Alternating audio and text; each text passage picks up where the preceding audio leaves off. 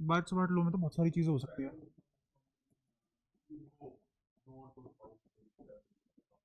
बताओ फटाफट बताओ। सिंपल लो हो गया था कि कोई भी वायर है, ऐसे कोई भी वायर है, इसकी वजह से किसी भी पॉइंट पे मैग्नेटिक फील्ड आता है सिर्फ और सिर्फ एक एलिमेंट की वजह से। उस एलिमेंट की डायरेक्शन करंट के लूंगी मान लेते हैं हम। ठीक है। तो मेरा इस पॉइंट पे मान लो अगर डीएल इधर है और पोजीशन वेक्टर इधर है, तो डीएल की वजह से इस पॉइंट पे क्रॉस ही आएगा मैग्नेटिक फील्ड, देखो। ठीक है। वेक्टर क्वांटिटी है और किसके बराबर आएगा अगर मैं ऐसा वेक्टर लिखूं तो mu naught by 4 pi I D L sine theta. ये थीटा किस किस के बीच का एंगल है, डीएल और आर। तो असलियत में यहाँ पे ऐसा कुछ लिखा हुआ था और अपॉन में आर क्यूब।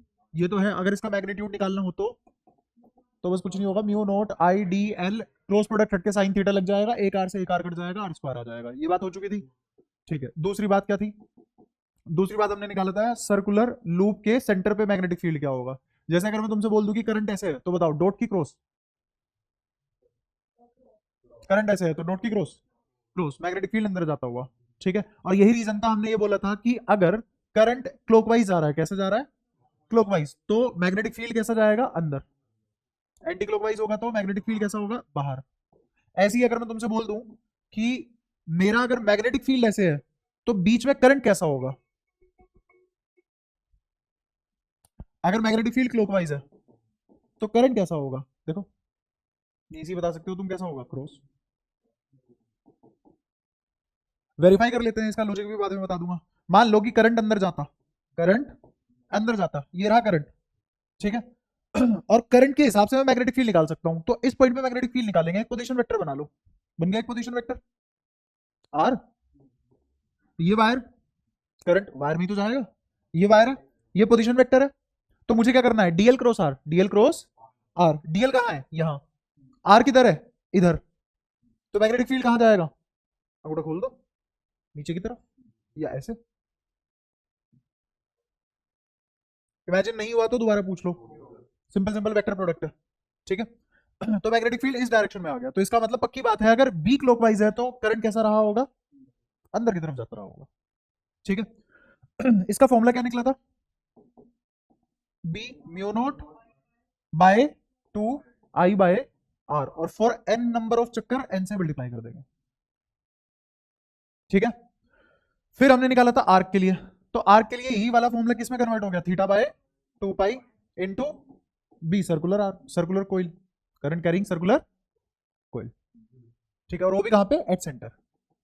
इससे अगर मैं मल्टीप्लाई कर दूं थीटा बाय 2 पाई की, तो किसका आ जाएगा, आर्क का। ये तीसरी चीज हो गई। ठीक है। फिर चौथी चीज हमने क्या करी थी कि मेरे पास एक फाइनाइट वायर थी। ये फाइनाइट वायर को अगर इस पॉइंट से देखा तो ऊपर देखा कितना एंगल मिला, अल्फा। नीचे देखा तो कितना एंगल मिला, बीटा। तो अगर ये दूरी आर है, ये परपेंडिकुलर दूरी आर है, तो मेरा बी क्या आ जाएगा यहां पे, म्यू नॉट, बोलो, by 4 pi I by R sine alpha plus sine beta. जहां तक हमने कर लिया था, ये सारी बातें हुई थी, बस इसके अलावा और कुछ भी नहीं हुआ था। ठीक है। इसकी डेरिवेशन भी समझ आई थी। अच्छा, अगर मैं बीटा को इस सेंस में लूं, तो बीटा को पॉजिटिव थीटा मानूंगा या नेगेटिव थीटा मानूंगा, पॉजिटिव थीटा। नेगेटिव क्यों, क्योंकि बीटा ऑलरेडी नेगेटिव है और उसी के डायरेक्शन में थीटा ले रखा है। यहां डेरिवेशन में प्लस, बीटा को क्लॉकवाइज मान के आया, एंटी क्लॉकवाइज मान के आया, क्लॉकवाइज। ये एंटी क्लॉकवाइज नहीं दिख रहा तुम्हें, अरे नीचे वाला बीटे की बात हो रही है भाई, एंटी क्लॉकवाइज। थीटा भी कैसा है, और एंटी क्लॉकवाइज। तो मेरी डेरिवेशन में यहां पे प्लस आ रहा है, कब आया प्लस, जब बीटा कैसा लिया गया, एंटी क्लॉकवाइज। अगर मैं थीटा भी यहां पे एंटी क्लॉकवाइज ले लूं, तो यहां पे क्या आ जाएगा, प्लस का ही आएगा। अगर मैं बीटा को ऐसे ले लूं, तो आप बताओ बीटा को कैसा थीटा लिया जाएगा, प्लस की माइनस। जब यहां डेरिवेशन में एंटी क्लॉकवाइज मान के प्लस आ रहा था, तो एंटी क्लॉकवाइज अगर मान लिया होता, सॉरी एंटी क्लॉकवाइज मान के प्लस आ रहा था, क्लॉकवाइज मान लिया होता, तो कैसा आएगा यहां डेरिवेशन में। अच्छा, पिछले 7-8 सालों में तो नहीं हुआ ऐसा। एक बार मेरी बात भी तो समझ के देख, है ना, कड़वी लगेगी पर एक बार समझ के देख। यहां डेरिवेशन में प्लस क्यों आया, क्योंकि वहां हाँ माइनस बीटा था, एंटी क्लॉकवाइज था। अब एंटी क्लॉकवाइज मानने पे यहां क्या आता है, प्लस। तो क्लॉकवाइज मानने पे क्या आएगा, तो लाऊंगा कहां से वो माइनस, तो दोबारा माइनस के लिए डेरिवेशन करवा दूं, बता, पता तो है ना यहाँ पे माइनस कब आएगा, जब यहाँ पे एक माइनस साइन आ जाएगा अंदर। देख बीटा को माइनस थीटा रख के देख क्या आएगा, sine alpha minus sine theta. कब आया बीच में माइनस, यही तो कह रहा हूं तुमसे, ठीक है।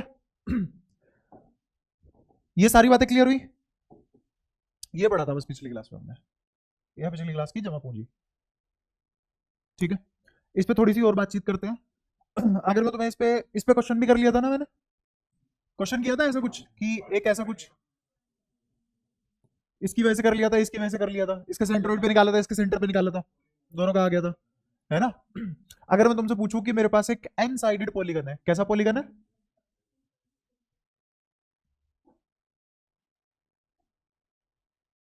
ऐसे कितनी साइड है, N sided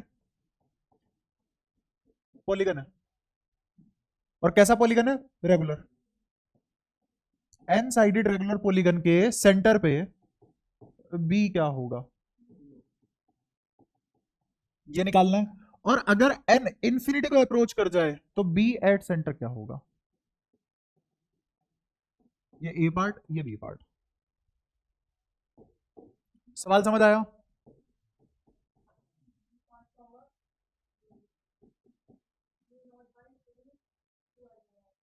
mu naught by two I by R, mu naught by two I by R, कहां से चिपकाया हमने, यहां से चिपकाया, कहा गया ये।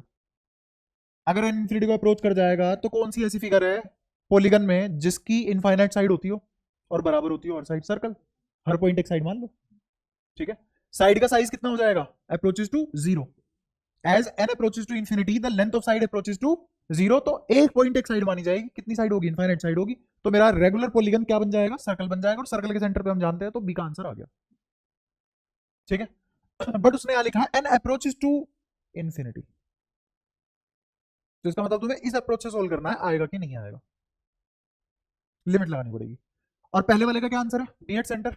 अगर ये एन साइडेड पॉलीगन है, अगर ये एन साइडेड, जीरो क्यों आ रहा है तुम्हारा, एक बार मेरे को बताओ जीरो क्यों है, तुमने कहा जीरो। अच्छा क्रॉस की डॉट ये भी बता दो, तुमने कहा सेंटर पे बी जीरो है, डॉट की क्रॉस, जो मर्जी मानो, बताओ कौन सी माननी है, ऊपर नीचे क्या होती है, एंटी क्लॉकवाइज तो ऐसे हो गई, ये करंट की डायरेक्शन हो गई, तो बाहर की तरफ आ गया। अब मुझे ये बताओ बी जीरो क्या सोच के बोला तुमने, क्या सोच के बोला बी जीरो, कुछ तो सोचा होगा, वही तो जानना है। हम्म, आगे मैंने कब बताया यहाँ बी जीरो होता है, हाँ यहाँ इसमें जीरो बताया था मैंने बीच में, यहाँ जीरो बताया था बीच में, मैंने तो कभी नहीं बताया यहाँ जीरो आता है, कुछ ना मिले मेरे पे डाल दो, जीरो नहीं होगा भाई, गलत बात है।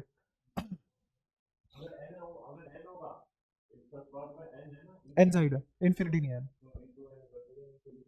यहाँ पे एन इनफाइनाइट नहीं है, यहाँ पे क्या कर दूं, इनटू एन, इन्फिनिटी के लिए आ रहा है और उसकी मल्टीप्लाई एन से कर दूं तो पहले वाला आ जाएगा।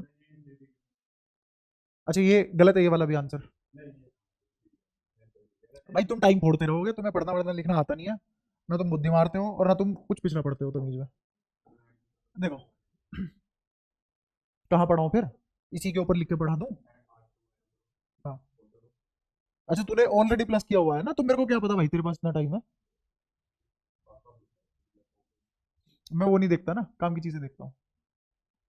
बस मेरे को ये समझाना या फिर ये सच सच बताना, ये सेंटर है, एन साइडेड पॉलीगन है, कैसा पॉलीगन है, एन साइडेड पॉलीगन है, किस किस को समझ में आता है ये वाला एंगल पाई बाय एन होगा, अगर नहीं आता तो फिर मैं कुछ थोड़ी सी पहले बातें बताऊंगा तुम्हें। हाथ खड़ा करो, किस किस को समझ में आता है ये वाला एंगल पाई बाय एन होगा,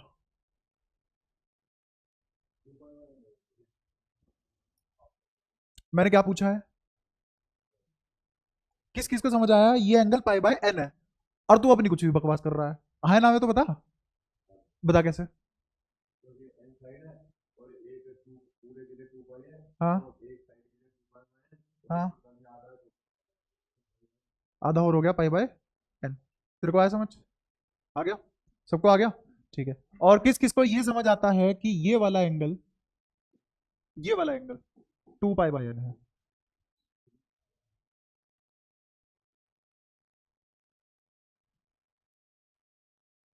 एक बार तू दोबारा बताइए पाई बाय एन कैसे है? ये पूरा 2 पाई बाय एन क्यों है ये भी बता।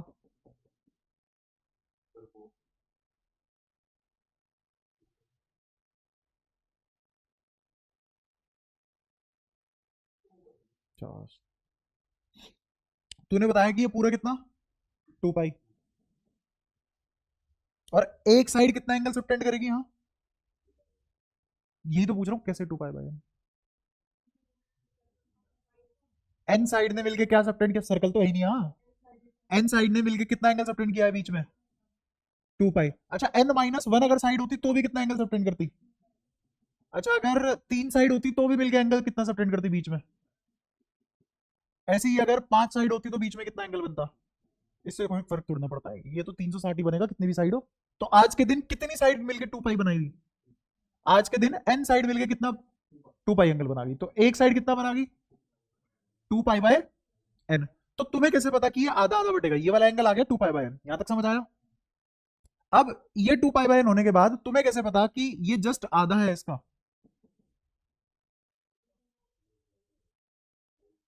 हाँ, तो रेगुलर तो कोई तो लॉजिक होगा, ऐसे रेगुलर बोलने से थोड़ी ना हो जाएगा कि ठीक है। हाँ, ये परपेंडिकुलर है, ठीक है। अब कॉन्ग्रुएंट कैसे होंगे ये भी बताओ, जल्दी जल्दी बताते चलो। ये दोनों बराबर, ये कॉमन, और ये 90-90, तो ये RHS से हुआ। श्योर? बैठ जा, शेड मत, डिस्टर्ब मत कर, चुपचाप बैठो वहां पे। हाँ, सामने देखो, ये दोनों कॉन्ग्रुएंट प्रूफ होती तो ये भी बराबर बराबर होंगे, और बराबर बराबर हो गए तो ये क्या आ गया? Pi by N. ठीक है, अब मैं ये सब हटा रहा हूं।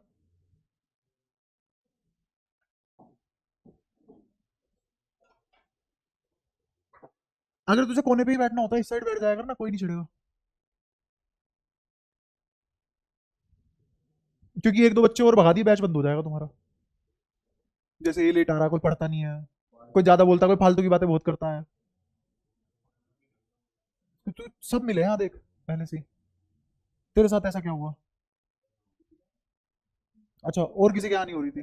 4 बजे भाई दिल्ली में बारिश नहीं हो रही थी, इस इलाके में कहीं भी 4 बजे? 4 बजे नहीं हो रही थी? तू कहाँ रहता है? गंगा विहार में बारिश हो रही थी 4 बजे? अब फोन करके पूछूंगा, रुक।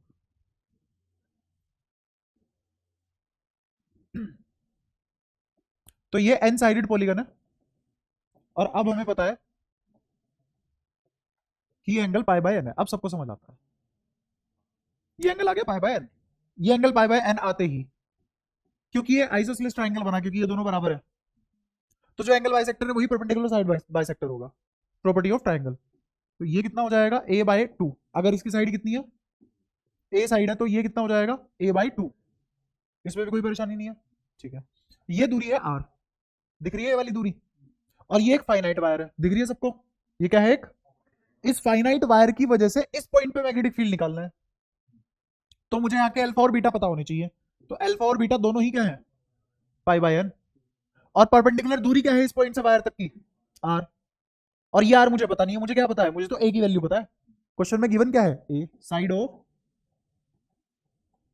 पॉलीगन क्या है? A। सही है। मेरे को अगर मैग्नेटिक फील्ड का फॉर्मूला लिखना पड़ जाए तो वो किसके बराबर आएगा? Mu naught by 4 pi, current I जा रहा है इसमें से किसी भी डायरेक्शन में मान लेना, वो तुम्हारी इच्छा है, आई इंटू में अल्फा अपॉन R²। R² या सिर्फ R? सोच के बोलना, अभी पीछे लिखा भी था तुम्हारे तो, सिर्फ और सिर्फ। अब इस R की वैल्यू मैं क्या निकाल सकता हूं? कहां से निकालू इस R की वैल्यू और इस अल्फा और बीटा की वैल्यू? तो क्या ये एक्सप्रेशन आ जाएगा? Mu naught by 4 pi I. R कैसे निकाले? ये R निकालना है मेरे को, तो क्यों क्यों ना यहां से टेन अल्फा निकाल लूं, या फिर tan pi by N, A की बात है। तो tan pi by N is equal to perpendicular upon base, A/2 upon में R। सही बात है। कोई परेशानी? ठीक है। आर की वैल्यू क्या रख दूं यहाँ पे, इस आर की वैल्यू, ठीक है। और थोड़ा सा आगे चलते हैं, साइन अल्फा और साइन बीटा, क्या अल्फा और बीटा दोनों ही पाई बाय एन है? तो यहां लिखा जाएगा 2 साइन पाई बाय एन। इसमें कोई परेशानी? ठीक है।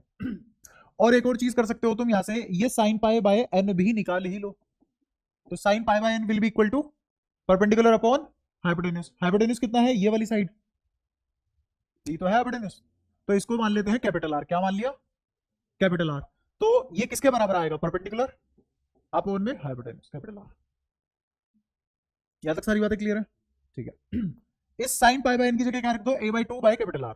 अगले स्टेप में रख लेंगे। अभी तो हम क्या रखने वाले हैं, इस आर की जगह a बाई 2 नीचे आ गया, और ऊपर क्या चला जाएगा, ये किसकी वजह से था, एक साइड की वजह से था ना सेंटर पे। किसकी वजह से था, एक साइड की वजह से सेंटर पे था।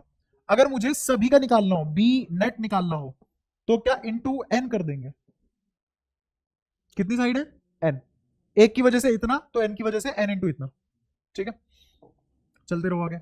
ये लिखा जाएगा म्यू नॉट बाय 4। अब ये पाई है और ये एन मल्टीप्लाई में है, तो क्या मैं इस एन को इस पाई के नीचे लिख सकता हूं ऐसे? समझ आया क्या किया मैंने? जब इसको सोल्व करोगे तो ये वापस ऊपर चला जाएगा, तो मैंने इसको ऐसे नीचे लिख दिया इसके। कोई दिक्कत यहां तक? ठीक है। ये a by 2 as it is लिखा हुआ है। a बाई 2 दिख रहा है सभी को? ठीक है। आई इंटू 2, ये साइन पाई बाय एन, देखो sine pi by N a by 2 R है। साइन पाई बाय एन किसके बराबर है, a बाई 2 अपॉन आर। रख देते हैं इसको भी,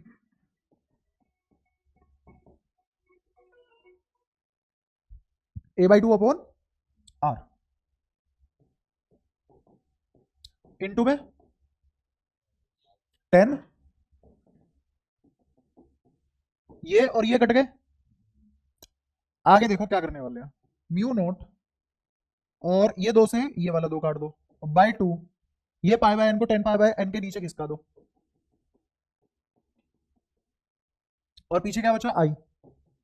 और क्या बच रहा है नीचे, कैपिटल आर। कुछ बचा क्या देखना, सब सही हुआ है, कोई गड़बड़ ना हो बस। इनटू एन कहा, ये क्या है, ठीक है। तो ये मेरा मैग्नेटिक फील्ड का एक्सप्रेशन आ गया, किसके लिए, for N sided regular polygon. ये है answer A part done. Zero नहीं है, ये आएगा एक्सप्रेशन। हाँ हाँ, मैग्नेटिक फील्ड वो तो हमेशा करती है। हाँ, हम्म हम्म हम्म, ठीक है, देख लेते हैं। यहां से करंट ऐसे गया, कभी ऐसा हो जाएगा फिर करंट यहां से आ जाए, होगा ऐसा? नहीं होगा ना। अगर ऐसे जा रहा है करंट, तो यहां भी तो ऐसे ही जाएगा। अब देखते हैं एक बार, करंट ऐसे है तो मैग्नेटिक फील्ड कैसे आएगा यहाँ पे, बाहर की तरफ। करंट ऐसे है, मैग्नेटिक फील्ड कैसे आएगा, बाहर की तरफ। ऐसे थोड़ी ना, एक साइड में क्लॉकवाइज, एक साइड में एंटी क्लॉकवाइज, एक साइड में क्लॉकवाइज, ऐसे थोड़ी ना लेंगे।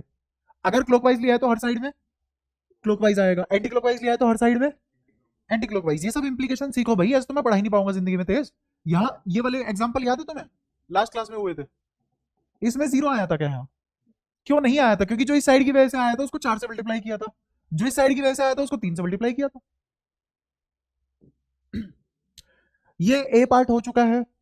अब उसने बी पार्ट के लिए मुझे क्या बोला कि एक काम करो, इस एन को इन्फिनिटी अप्रोच करवा दो, इस एन को इन्फिनिटी अप्रोच करवा दो। करवा दिया, ठीक है। तो मेरा फॉर्मूला क्या हो जाएगा, mu naught by 2 I by R. मेरे को बताओ, आई तो वही है जो था, आई तो नहीं बदला, आर ये वाली लेंथ भी नहीं बदलेगी, नहीं बदली ना। अच्छा, दो और म्यू नॉट तो कांस्टेंट है ही, तो इनमें तो लिमिट लगेगी नहीं, ये तो लिमिट से बाहर आ जाएंगे, जिसमें थोड़ी बहुत भी लिमिट पड़ी हो। जैसे डिफरेंशिएशन इंटीग्रेशन काम करता है उसमें कांस्टेंट बाहर आ जाता है, ऐसे इसमें भी कांस्टेंट बाहर आ जाता है। ठीक है, तो ये पूरे का पूरा कांस्टेंट बाहर, लिमिट किस में लगेगी, सिर्फ और सिर्फ जो बदल सकता है, तो 10 पाई बाय एन अपॉन में पाई बाय एन। और किसी ने अगर पढ़ा हो लिमिट थोड़ा बहुत, तो limit x tends to 0 10x upon x बराबर होता है limit x tends to 0 sin x upon x बराबर 1। तो ये पूरा एक्सप्रेशन किसके बराबर आ गया? 1 के बराबर आ गया। तो मेरा बी नेट क्या हो गया? 4 एन अप्रोचेस टू इन्फिनिटी, क्या आ गया? Mu naught by 2 I by R, जो कि एक कोइल का होता भी है। कोइल के सेंटर में ही मैग्नेटिक फील्ड आता है। हो गया वेरीफाई? अच्छा, इसमें एक और चीज ध्यान से देखो, ये जो छोटा आर है और ये जो कैपिटल आर है, जैसे जैसे ये साइड छोटी होने लग जाएंगी, जैसे जैसे ये साइड्स छोटी होंगी, तो इन दोनों के बीच का गैप भी तो छोटा होगा, कैपिटल आर छोटे आर के। और जब एन इनफाइनाइट हो जाएगा तो इन दोनों के बीच का गैप लगभग 0 हो जाएगा। और आर और ये छोटा आर, कैपिटल आर छोटा आर, ये दोनों एक ही हो जाएंगे और दोनों के दोनों क्या बन जाएंगे? रेडियस। दोनों के दोनों क्या बन जाएंगे? रेडियस। तो अगर एन इन्फिनिटी पे अप्रोच करता है, छोटा आर कैपिटल आर बराबर हो जाएंगे और दोनों ही क्या बन जाएंगे? रेडियस की तरह बिहेव करेंगे। दोनों के दोनों किसकी तरह बिहेव करेंगे? रेडियस की। ये सिर्फ कब होगा? जब एन इन्फिनिटी पे अप्रोच करेगा। ये सारी बातें क्लियर है? कहाँ?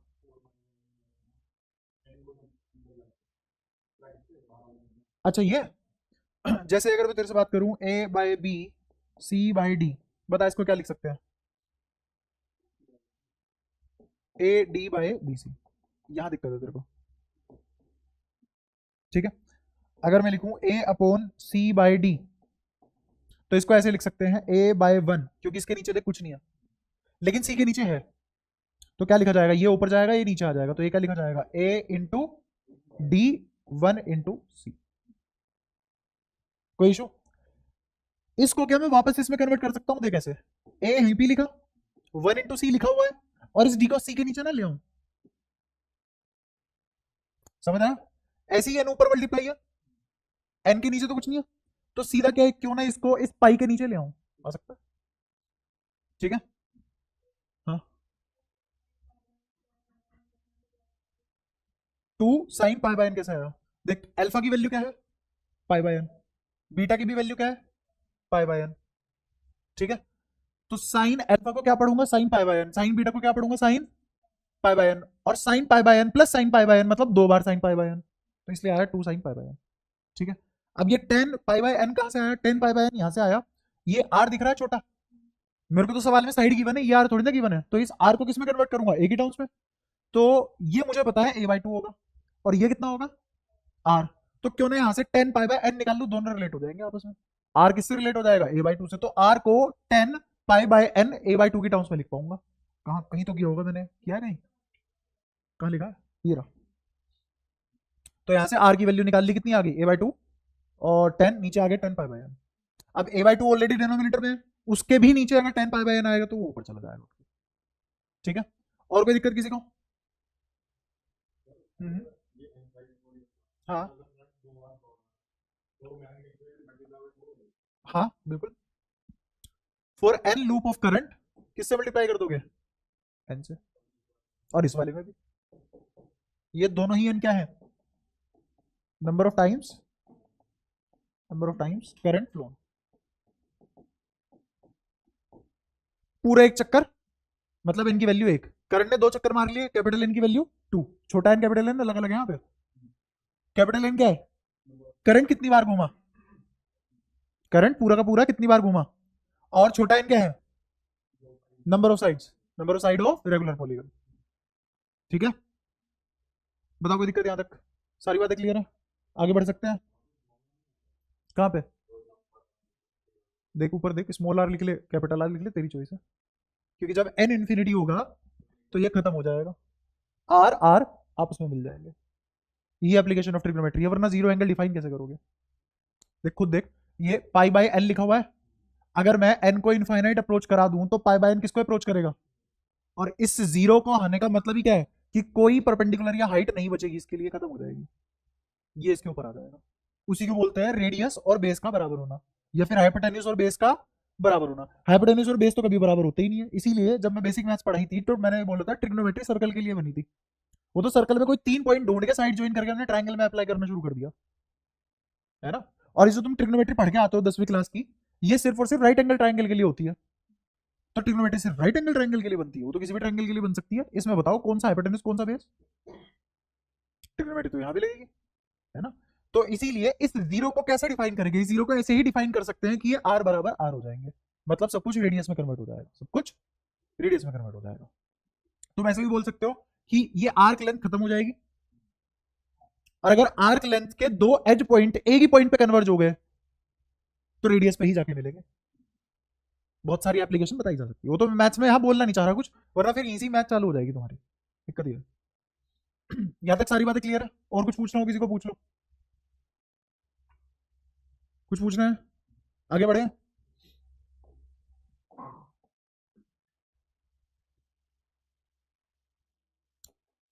बोलो दोबारा बोलो फॉर्मूला फाइनाइट वायर के लिए, जल्दी बोलो। Mu naught by 4 pi I by R sine alpha plus sine beta. तुम्हें पता है अल्फा बीटा किस सेंस में लिए गए हैं? परपेंडिकुलर से ही मेजर होते हैं अल्फा बीटा हमेशा। ऐसे कुछ कुछ हमने पहले भी पढ़ा है क्या जिंदगी में? कहाँ? इलेक्ट्रिक फील्ड वगैरह में। तो अब अगर मैं तुम्हें इनफाइनाइट वायर के बारे में बोलूं कि ये तो था फाइनाइट के लिए, अगर वायर इनफाइनाइट होगी तो दोनों एंड कैसे होंगे? इन्फिनिटी पे। अच्छा अगर मैं पॉइंट यहां बना लूं या यहां बना लूं या यहां बना लूं, कोई फर्क पड़ेगा क्या? क्या ये वाला पॉइंट भी मिड पॉइंट होगा, ये वाला भी मिड पॉइंट होगा, ये वाला भी मिड पॉइंट होगा? तो कोई सा भी एक पॉइंट ले लो, जैसे ये वाला पॉइंट ले लिया, तो इसके लिए इस वाले पॉइंट से ये वाला एंड कितने बीटा पे पड़ेगा? +90 या -90?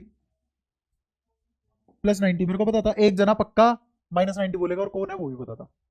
अभी समझा के आया हूं। डेरिवेशन करते टाइम बीटा अगर इस सेंस में लिया गया है तो फॉर्मूले में क्या यूज करोगे, प्लस की माइनस?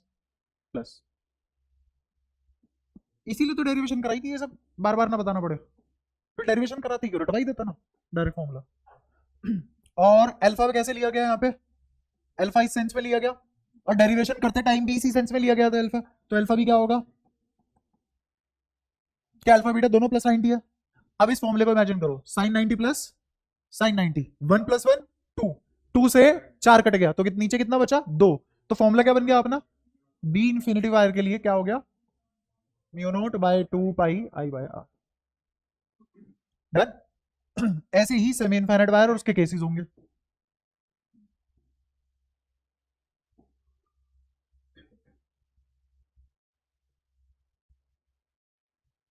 दिख रहा है अभी भी? विजिबल है?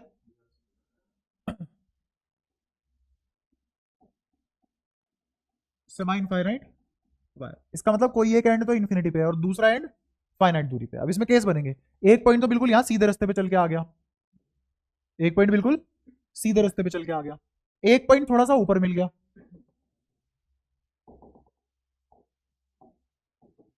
एक पॉइंट यहां लाई कर सकता है, तो आर ये होगा उस दिन। क्या? हाँ तो बना रहा हूँ ना, तभी तो फर्स्ट सेकंड लिख रहा हूँ। हाँ, थर्ड पे भी तो आएंगे ना, यही तो कह रहा है तो। यहाँ पे भी तो आ सकता है, लिखने देगा तभी तो आएगा। क्या इसको आर ले सकता हूं मैं? ये दूरी आर हो सकती है? नहीं, क्योंकि हमने डेरिवेशन के टाइम पे किसको आर लिया था? यहां से परपेंडिकुलर दूरी को आर लिया था, ये होगी आर। ये आर नहीं है, ये आर नहीं है। आर क्या होता है? हमेशा उस पॉइंट से वायर तक की परपेंडिकुलर दूरी, जो डेरिवेशन में ऐसे ही डिफाइन किया था। तो जब डेरिवेशन में इस तरीके से डिफाइन किया था तो उसकी एप्लीकेशन में भी तो ऐसे ही यूज करूंगा, वरना डेरिवेशन में कुछ और कर रहे हैं, एप्लीकेशन में कुछ और कर रहे हैं, कुछ भी नहीं हो पाएगा, सब गलत होगा। तो सबसे पहले वाला ही करते हैं। इसमें मेरे को बताओ अल्फा कितना? क्या प्लस का 90? और बीटा कितना? 0 है ही नहीं। दूसरा एंड तो बिल्कुल सामने ही है ना मेरे। समझ आया अल्फा बीटा क्या क्या है?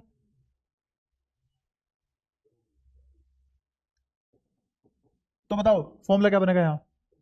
Magnetic field is mu naught by 4 pi I by R, और अंदर साइन 90 प्लस साइन 0, तो 1 हो गया, ये आंसर आ गया। कोई दिक्कत यहाँ तक? क्लियर है सारी बातें? ठीक है। ऐसे ही अब सेकंड पॉइंट के लिए आ जाओ। अल्फा बताओ यहाँ क्या होगा इसके लिए? अल्फा तो +90। अच्छा बीटा के लिए मुझे यहां से यहां घूम के जाना पड़ा, तो बताओ ये जो बीटा है ये प्लस थीटा होगा या माइनस थीटा होगा? प्लस थीटा होगा, क्योंकि डेरिवेशन में इसी सेंस में लिया था और आंसर प्लस आया था, तो यहाँ पे भी आंसर प्लस आएगा, तो बीटा क्या हो जाएगा? Plus theta. Beta is plus theta. अब फॉर्मूले में रख दो वैल्यूज, तो बताओ बी कितना आएगा इसके लिए? ये रहा फॉर्मूला तुम्हारे सामने लिखा हुआ है, mu naught by 4 pi I by R, और ये तो आ गया 1 प्लस साइन थीटा। अगर मैं थोड़ा तेज चल के और यहां पे डायरेक्ट ही तुम्हारे लिए आंसर लिख लूं, mu naught by 4 pi I by R 1 minus sine theta, समझाना पड़ेगा या चलेगा?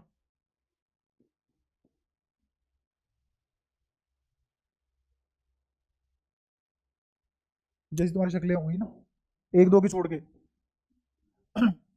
यहां पे बताओ, क्या मुझे इस आर से इस तक जाने के लिए ऐसे लेना पड़ेगा बीटा?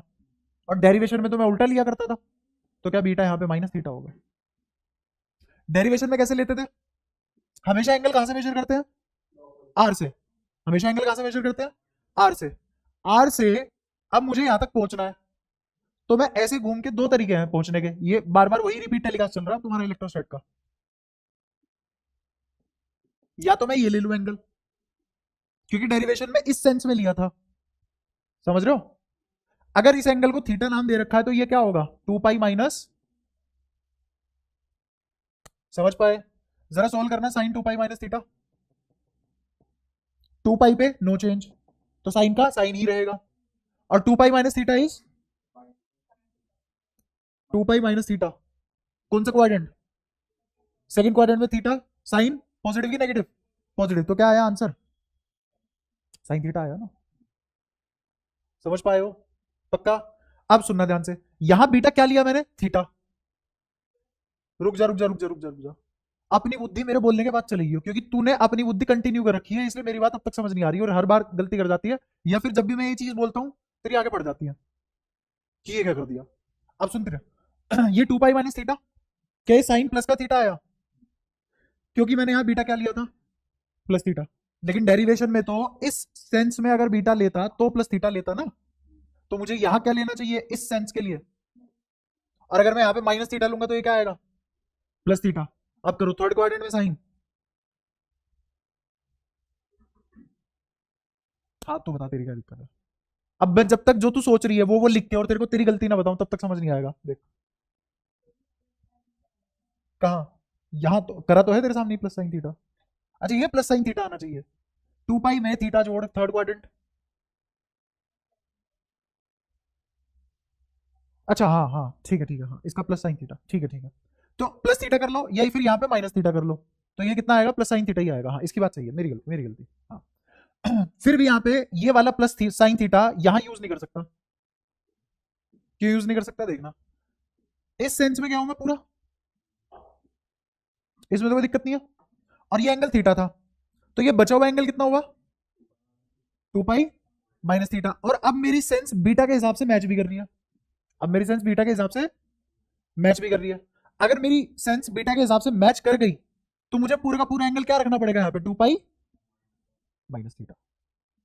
तो फिर यहाँ पे मैं क्या रखना चालू करूंगा? 1 plus sign 2 pi minus theta. और अगर मेरे को थीटा यूज करना है तो मैं क्या करूंगा? माइनस करूंगा। ठीक है, ऐसे समझ लो। बाकी सबसे आसान तरीका यही है कि मैं डेरिवेशन में इस एंगल को क्या मानता था? इस डायरेक्शन को क्या मानता था एंगल की? पॉजिटिव। तो इसको क्या मानूंगा? नेगेटिव। तो बीटा को क्या ले लेंगे?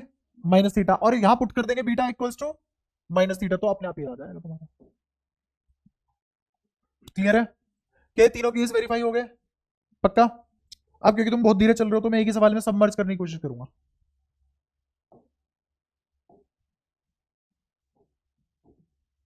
एक वायर ये है,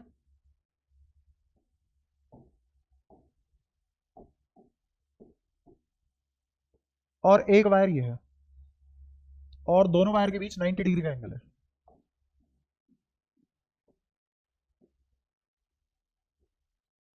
ये भी सेमी इनफाइनाइट वायर है, ये भी सेमी इनफाइनाइट वायर है। इस पॉइंट से ए दूरी नीचे एक पॉइंट है पी, इस पॉइंट से ए ही दूरी ऊपर एक पॉइंट है क्यू। तुम्हें निकालना है मैग्नेटिक फील्ड एट क्यू का ratio magnetic field at P से। सवाल समझ आया? तो दो समान इनफाइनाइट वायर है, करंट ऐसे फ्लो कर रहा है।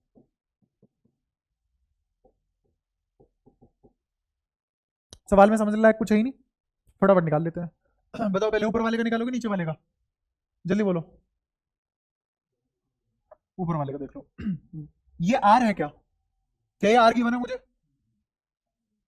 सोच के बोलो। आर क्या होता है? वायर से पॉइंट तक की परपेंडिकुलर दूरी इज आर। तो परपेंडिकुलर डालना पड़ेगा ये यार। ऐसे इधर भी एक परपेंडिकुलर डालेंगे, ये होगा यार। सारी बातें समझ आ रही हैं अभी तक? ऐसे ही यहां इस पॉइंट पे परपेंडिकुलर कैसे डालूं, सोच पा रहे हो? इस पॉइंट पे परपेंडिकुलर कैसे आएगा? एक्सटेंड करके आएगा। क्या ये होगा यार? ऐसे ही इस वायर को एक्सटेंड करेंगे और यहां से एक परपेंडिकुलर डालेंगे, ये होगा। जब तक आर नहीं ढूंढोगे फॉर्मूले में आर की वैल्यू सब्स्टिट्यूट कैसे करोगे? और जो हमने डेरिवेशन से फॉर्मूला निकाला है उसमें तो मेरा आर परपेंडिकुलर दूरी होता है। आओ पहले एक बार ऊपर वाला देख लेते हैं। क्या साइड कॉमन दिख रही है सब? दिख रही है? अच्छा, अगर ये साइड कॉमन है, अगर ये साइड कॉमन है और यहां से और यहां से परपेंडिकुलर ड्रॉप हुआ और बीच का एंगल 90 डिग्री है, बीच का एंगल 90 डिग्री है, तो तुम ये फील कर पा रहे हो कि ये भी एंगल 45 होगा, ये भी एंगल 45 होगा। अगर रीजन समझ में नहीं आता पूछ लेना, समझ जाओ तो आगे बढ़ना। कोई ऐसा बच्चा जिसको समझ रहा हो ये और ये 45 45 कैसे होगा? कुरान बताएगा कैसे कैसे कैसे हुए 45 45? ये 90 है, ये 90 है, हाँ। ए उसमें कॉमन है, हाँ।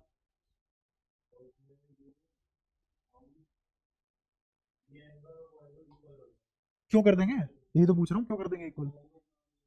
कॉन्करेंट कैसे प्रूव करेगा बता इन दोनों को? ये तो मैंने लिख दिया आर और आर, क्या पता बराबर ना हो। जरूरी थोड़ी ना ये आ रहा है तो ये भी आ रहा है। ये किसने कहा? हाँ बता, बता। अरे वाह, ये रहा 90, बीच में से चली गई तो अगर मैं ये लाइन ऐसे भेज देता तो अब ये 45 45 नहीं होते। भाई डायग्राम पे मत जा, मैं एंगल ले ऐसे बना रहा हूँ, ये वाला 90 ऐसे है, ले 90। अब अब तो तेरे 45 45 बिखर गए। किसने कहा वो बीच में से जा रही है? यही तो प्रूव करना है कि भी मैंने तो नहीं कभी कहा बीच में से जा रही है। हाँ, हाँ स्क्वायर है, स्क्वायर की डायगोनल है, खत्म बात। मैंने जानबूझ के बोला ए कॉमन, ए कॉमन बोलते ही अब तुम्हारे दिमाग में ये आ जाएगा यार इन दोनों को कौन कौन प्रूव कर ले बस, और वो हो गई। उससे बढ़िया तरीका है कि साफ साफ दिख रहा है ये 90 है, ये 90 है, ये 90 है, ये 90 है। चाहे स्क्वायर बने चाहे रेक्टेंगल बने, चाहे स्क्वायर बने चाहे डायगोनल, हमेशा दो कॉन्ग्रुएंट ट्रायंगल में तोड़ती है। सिंपल खेल खत्म। अब समझ में आया मैं क्यों बोलता हूँ पैसे के पास हुए हो तुम 10वीं में?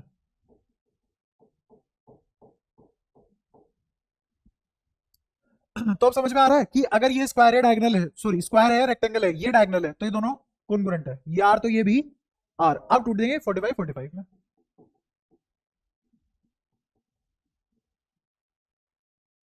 क्लियर हुई? कोई दिक्कत? ऐसे ही नीचे में भी है, यहां क्या होंगे 45 और 45, और मैं इनको ना 45 बोल के मैं चाहूंगा तुम इनको 45 और 45 देखो। क्यों? क्योंकि ये थोड़ी ना अल्फा बीटा बनेंगे, अल्फा बीटा कौन बनेंगे? ऐसे ही यहाँ पे अल्फा बीटा कौन बनेंगे? अब सवाल में बचा ही नहीं कुछ, हो गया सब, बस यही समझना था और कुछ है ही नहीं। इसके लिए लिखवाओ मैग्नेटिक फील्ड क्या होगा। इस वायर के लिए जो आएगा वही इस वायर के लिए आएगा। अब डायरेक्शन भी देख लेते हैं। इस वायर में करंट ऐसे जा रहा है नीचे की तरफ, ये रहा करंट नीचे की तरफ, उंगलियां कहाँ आ रही है? बाहर की तरफ। तो इस पॉइंट पे मैग्नेटिक फील्ड कैसा बना? इस वाले की वजह से करंट यहाँ है, वायर बाहर की तरफ, और ये मुझे दिख ही रहा है करंट कंटिन्यूअस मैनर में चल रहा है ना, तो दोनों एडी होंगे। और नीचे वाला अंदर की तरफ आएगा यहां पे भी, और इस वाली वायर की वजह से भी अंदर की तरफ, इस वाली वायर की वजह से भी अंदर की तरफ, और हाँ मैग्नीट्यूड सेम आएगा। और होना भी था क्या? नहीं वो नहीं आएगा, सुनते रहो अभी। होना भी था ही, अगर यहाँ मैग्नेटिक फील्ड बाहर आया तो यहां से अंदर जाएगा, तभी तो क्लोज लूप में एग्जिस्ट करेगा। लॉजिकल है बहुत। इस सवाल को तो मैं धीरे धीरे करा रहा हूँ, पचवा पचवा के तुम्हें, वरना कोई समझदार बंदा सीधा सीधा देखेगा कि यार बस एक डॉट ऊपर पता लग जाए, नीचे वाला क्रॉस हो गई और फटाफट आंसर आएगा। वो नहीं लेगा एक ऐसे कुछ लगभग 15-20 सेकंड से फालतू। करते हैं और आगे। अब मुझे आर भी तो निकालना है, अभी गणित थोड़ी ना खत्म हो गई। आर कैसे निकालेंगे? आर ए की टर्म्स में निकालना पड़ेगा, क्योंकि गिवन क्या है? ए। गिवन कौन है? ए। तो मुझे ये किसके हिसाब से निकालना पड़ेगा, ए के हिसाब से। और क्या निकालेंगे, cos 45 एग्जैक्टली। तो cos 45 किसके बराबर, 1/√2। और यहां किसके बराबर, हाइपोटेन्यूज दिख रहा है, ये 90 के अपोजिट वाला, ये क्या है, अगर ये हाइपोटेन्यूज है तो किसके बराबर होगा cos 45, बेस अपॉन, और बेस क्या है आर, हाइपोटेन्यूज क्या है ए, तो आर किसके बराबर आ गया, a/√2। अब लगाओ फॉर्मूला दिल खोल के, mu naught by 4 pi I/r, R कितना, a/√2, ऐसे लिख सकता हूँ a/√2 को, ठीक है। इनटू में sign alpha plus sine beta, alpha beta दोनों ही किसके बराबर है, अल्फा बराबर बीटा बराबर 45, तो क्या लिख सकता हूँ 2 sin 45। तो ये पूरी चीज किसके बराबर आ गई, म्यू नॉट बाय 4 पाई, 2 से 2 काट दे, नीचे बचा 2, तो ये हो गया mu naught by 2 pi I/a√2, और साइन 45 इज 1/, तो कितना आ गया, mu naught by I 2 pi a।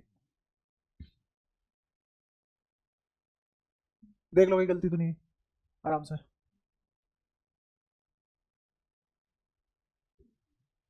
सब सही है।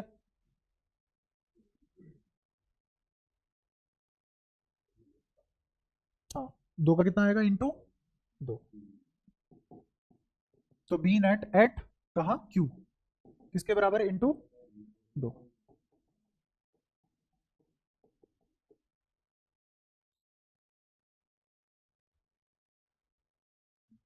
ठीक है, कोई दिक्कत, तुम्हें कोई गलती दिखाई नहीं दी अभी तक, है ना।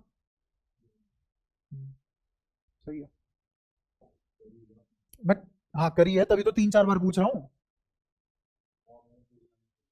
हाँ यही गलती है, यही गलती है, जैसे मैंने बोला तुम हमें यहाँ बढ़ते चले गए, फॉर्मूला तो यहाँ पे 1 + sin θ का लगेगा। क्यों पढ़ा के लाया हूँ सम इनफाइनाइट के पीछे, ये 3 वेरिएशन क्यों थी, ये सेकंड पॉइंट दिख रहा है, इस वाली वायर के लिए सेकंड केस नहीं बना, और इस वाली वायर के लिए भी सेकंड केस बना, तो फॉर्मूले में 1 + sin θ नहीं है वहां पे, मजे मजे में सब उड़ा दिया। तो भाई साहब ये भी गलत है, ये भी गलत है, तो क्या आएगा यहाँ पे, ब्रैकेट में क्या लिखोगे, 1+, और थीटा किसके बराबर है यहाँ पे, 45 डिग्री, तो क्या लिखा जाएगा ब्रैकेट में, ये लिखा जाएगा mu naught by 2 pi I√2/a into में 1+1/√2, इंटू अगर मुझे नेट निकालना है तो क्या होगा, इंटू, क्योंकि 2 वायर है, एक का निकाला तो ये, और 2 का निकाला इंटू 2, इस वाले 2 से ये वाला 2 उड़ गया, कहाँ 4 क्यों आएगा, अच्छा इस वाले 2 से ये वाला 2 काटा था ना, ठीक है, ये तो 2 आएगा ही आएगा, यहाँ पे 4 आएगा, काट के 2 आ जाएगा, तो mu naught by 2 pi I/a, इस √2 का अंदर भेज दिया तो क्या बनेगा, √2 + 1। अब मुझे बताओ, इस पूरे फॉर्मूले में यहां पे सिर्फ और सिर्फ 1 - sin θ ही तो आएगा, बाकी पूरे पिछले वाले हिस्से में कोई बदलाव आएगा नहीं, बाकी पिछले वाला हिस्सा एग्जैक्टली सेम रहेगा, मतलब क्या आ जाएगा, म्यू नॉट I/2 पाई। अब मुझे निकालना है दोनों का रेशो, तो दोनों का रेशो निकालते समय मैं क्या डायरेक्ट इस वैल्यू से इस वैल्यू को उड़ा के चलूंगा, और 1 - sin θ इज √2 - 1, क्योंकि बाहर एक √2 था जिससे तुमने मल्टीप्लाई करी थी, तो ये लिखा हुआ है 1 - 1/√2, तो √2 मल्टीप्लाई हुआ √2 माइनस √2/√2, तो √2 - 1 आ गया, यहाँ क्या लिखा हुआ है ऊपर, √2 + 1, नीचे क्या लिखा हुआ है, √2 - 1। जब रेशनलाइज करोगे तो नीचे देखो स्क्वायर का डिफरेंस 1 है, तो जैसे ही मैं इसको √2 + 1 से मल्टीप्लाई करूंगा तो इसका मतलब कॉन्जुगेट से मल्टीप्लाई होगा, नीचे सीधा क्या आ जाएगा, 1। मैं करके नहीं दिखा रहा, ये रेशनलाइज, और ऊपर क्या बनेगा, √2 + 1 का होल स्क्वायर, अब √2 + 1 का होल स्क्वायर क्या लिखा जाएगा, √2 का स्क्वायर इज 2, 1 का स्क्वायर इज 1, 2 + 1 इज 3, और 2ab में क्या बचेगा, 2 × 1 × √2, समझ आया, तो मेरा आंसर क्या आ गया डायरेक्टली, 3 + 2√2। क्लियर है, कोई भी समझदार बच्चा यहाँ पे 7-8 स्टेप खाएगा, 3-4 स्टेप में इस आंसर पे पहुंच जाएगा। कौन से वाले लूप से, नहीं मैग्नेटिक फील्ड लाइन लूप में एग्जिस्ट करेगी ना, लेकिन इन वायर का थोड़ी ना कोई लूप बन जाएगा, हाँ मैग्नेटिक फील्ड का रेशो निकालना है, वही तो निकाला है, तो स्ट्रेट वायर दी और किसकी वजह से निकालूंगा यार? नहीं, इसको लूप इसलिए नहीं मान सकते ना, ये समा इनफाइनाइट है। ये वाली साइड कहां तक जा रही है पीछे, और ये कहां तक जा रही है पीछे, तो मैं कैसे लूप में मान लूंगा उनको? समझा? ये एक ही वायर इन्फिनिटी लंबी है, और वो वायर भी कितनी लंबी है, कितनी लेंथ है उसके भी, इनफाइनाइट लेंथ। बताओ यहां तक कोई भी दिक्कत? पक्का समझ आ भी रहा है? ठीक है। बिल्कुल। अब 4 चीजें हमने कर ली, एक और चीज हमें करनी है, 5वीं, magnetic field due to current carrying circular coil on its axis. पढ़ के बताने के लिए कहा है, करंट कैरिंग सर्कुलर कोइल। ये भी तो बताना जरूरी है, सर्कुलर कोइल, कोइल तो स्क्वायर शेप की भी हो सकती है ना। करंट कैरिंग सर्कुलर, जिंदगी में लिख ही देता हूँ वरना तुम ज्यादा हो जाएगा तुम्हारा, है ना। करंट कैरिंग कौन सा मैं सुंदर लिखूंगा, सर्कुलर कोई, बस ये है, तुम्हें ऊपर ऊपर से पढ़ के याद आ जाएगा तुरंत ही, करंट कैरिंग सर्कुलर कोइल लिखा हुआ है। ठीक है। तो करंट कैरिंग सर्कुलर कोइल इस तरीके से इमेजिन करेंगे। कड़ा पहन के आता है कोई तुम में से? अरे वाह शाबाश, ये हल्का है ना, थोड़ा सा इजी रहेगा। तो मान लो एक कोइल ली, और इसकी ओरिएंटेशन जो मैंने बोर्ड पे रखी है वो ये है, ठीक है। तो बोर्ड पे तो मैं ऐसे बना नहीं सकता, तो मैंने थोड़ा सा इसको इस तरीके से बना लिया। इसमें करंट जा रहा है ऐसे, मान लो,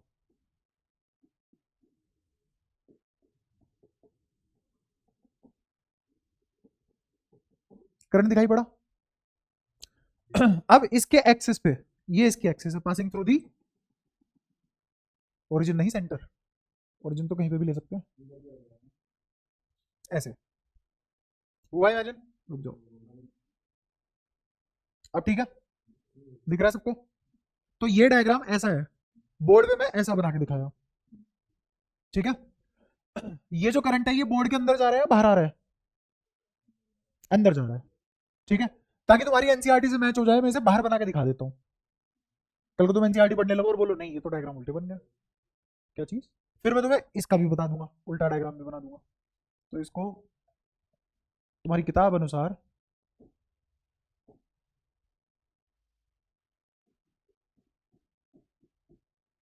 अगर तुम्हें ऐसे फील हो रहा है कि ये बाहर की तरफ आ रहा है, तो मैंने इस तरीके से बना दिया।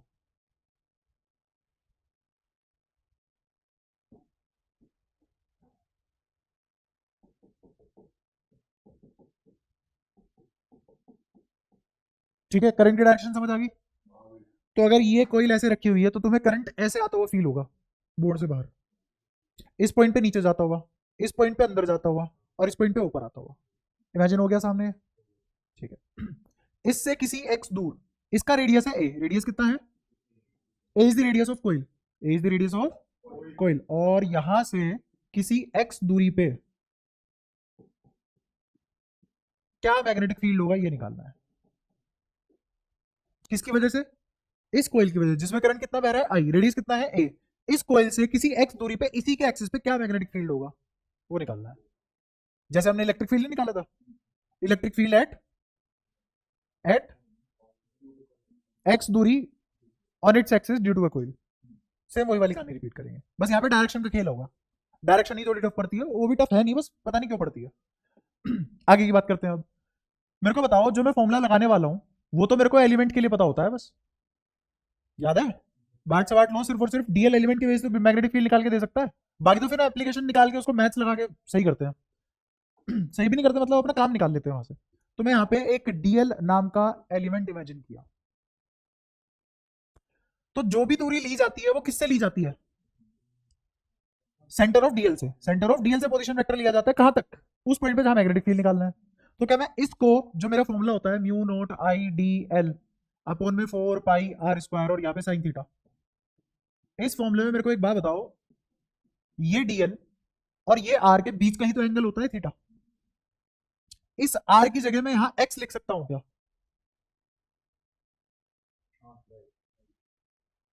जिसने नहीं बोला है सिर्फ वही समझ पा रहे हैं, बाकी बस हाँ बोलने के लिए बैठे हो तुम। एक बात बताओ, डीएल का सेंटर तो यहां होगा ना, और यहां से यहां तक की दूरी होगी ना आर, तो किसी को भी आर ले लोगे। यहां डीएल है क्या कोई? यहां सेंटर आ रहा है क्या डीएल का? इसीलिए बाइट से बांट लो, मैंने एक एक चीज बताई थी।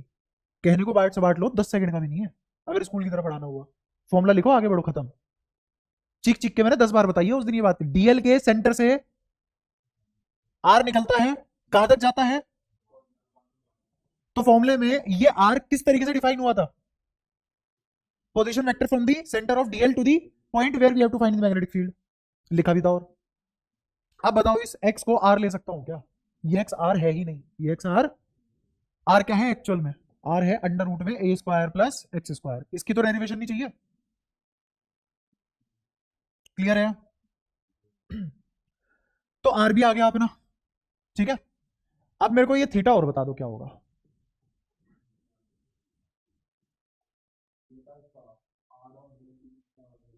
हाँ, आर और डीएल के बीच का एंगल निकालना है, शाबाश। किस किस के बीच का एंगल? आर और डीएल के बीच का एंगल। अब मेरे को बताना, जो मैं तुमसे पूछूंगा सही है कि गलत है? क्या यही है थीटा? ये नहीं है थीटा। कहाँ है थीटा? ये है थीटा। किस किस के बीच का एंगल? डीएल और आर के बीच का एंगल, ये है थीटा। ये थीटा नहीं है। कहाँ? ये एंगल किस किस के बीच का है? बिटवीन आर एंड ए, ये एंगल थीटा। चलो एक और चीज, अगर किसी को लग रहा हो ये और ये दो पैरेलल लाइन है और इसको एक ट्रांसवर्स कट करके जा रही है और ये एंगल थीटा है, तो वो बात बहुत गलत है। अब मैं तुम्हें दिखाता हूँ वो क्या है। इन दोनों के बीच में एंगल बताओगे? डीएल यहाँ पे है कहीं, ये इतना सा पोर्शन क्या है?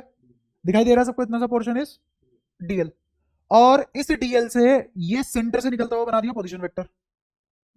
इस डीएल और पोजीशन वेक्टर के बीच का एंगल बताओ क्या है?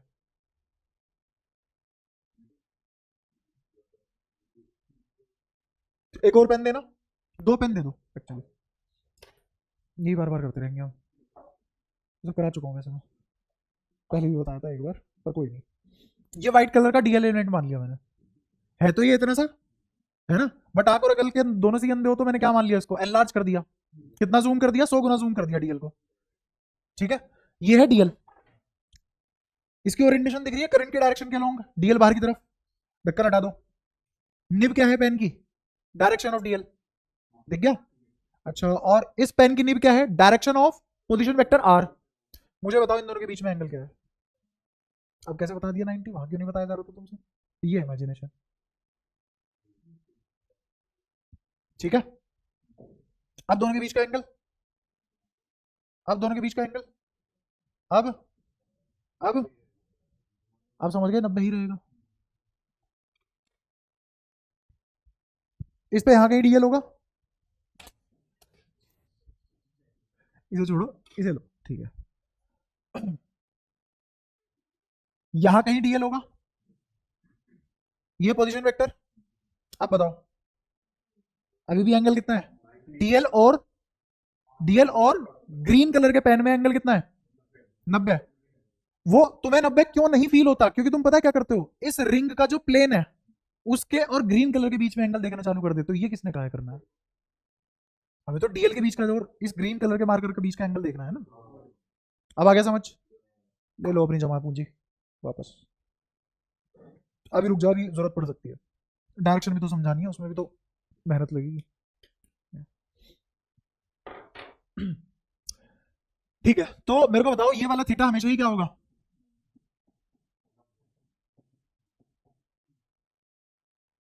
अगर यहां कोई डीएल ले लूं और यहां से यहां आर ड्रॉ कर दूं, ये आर की वैल्यू क्या होगी?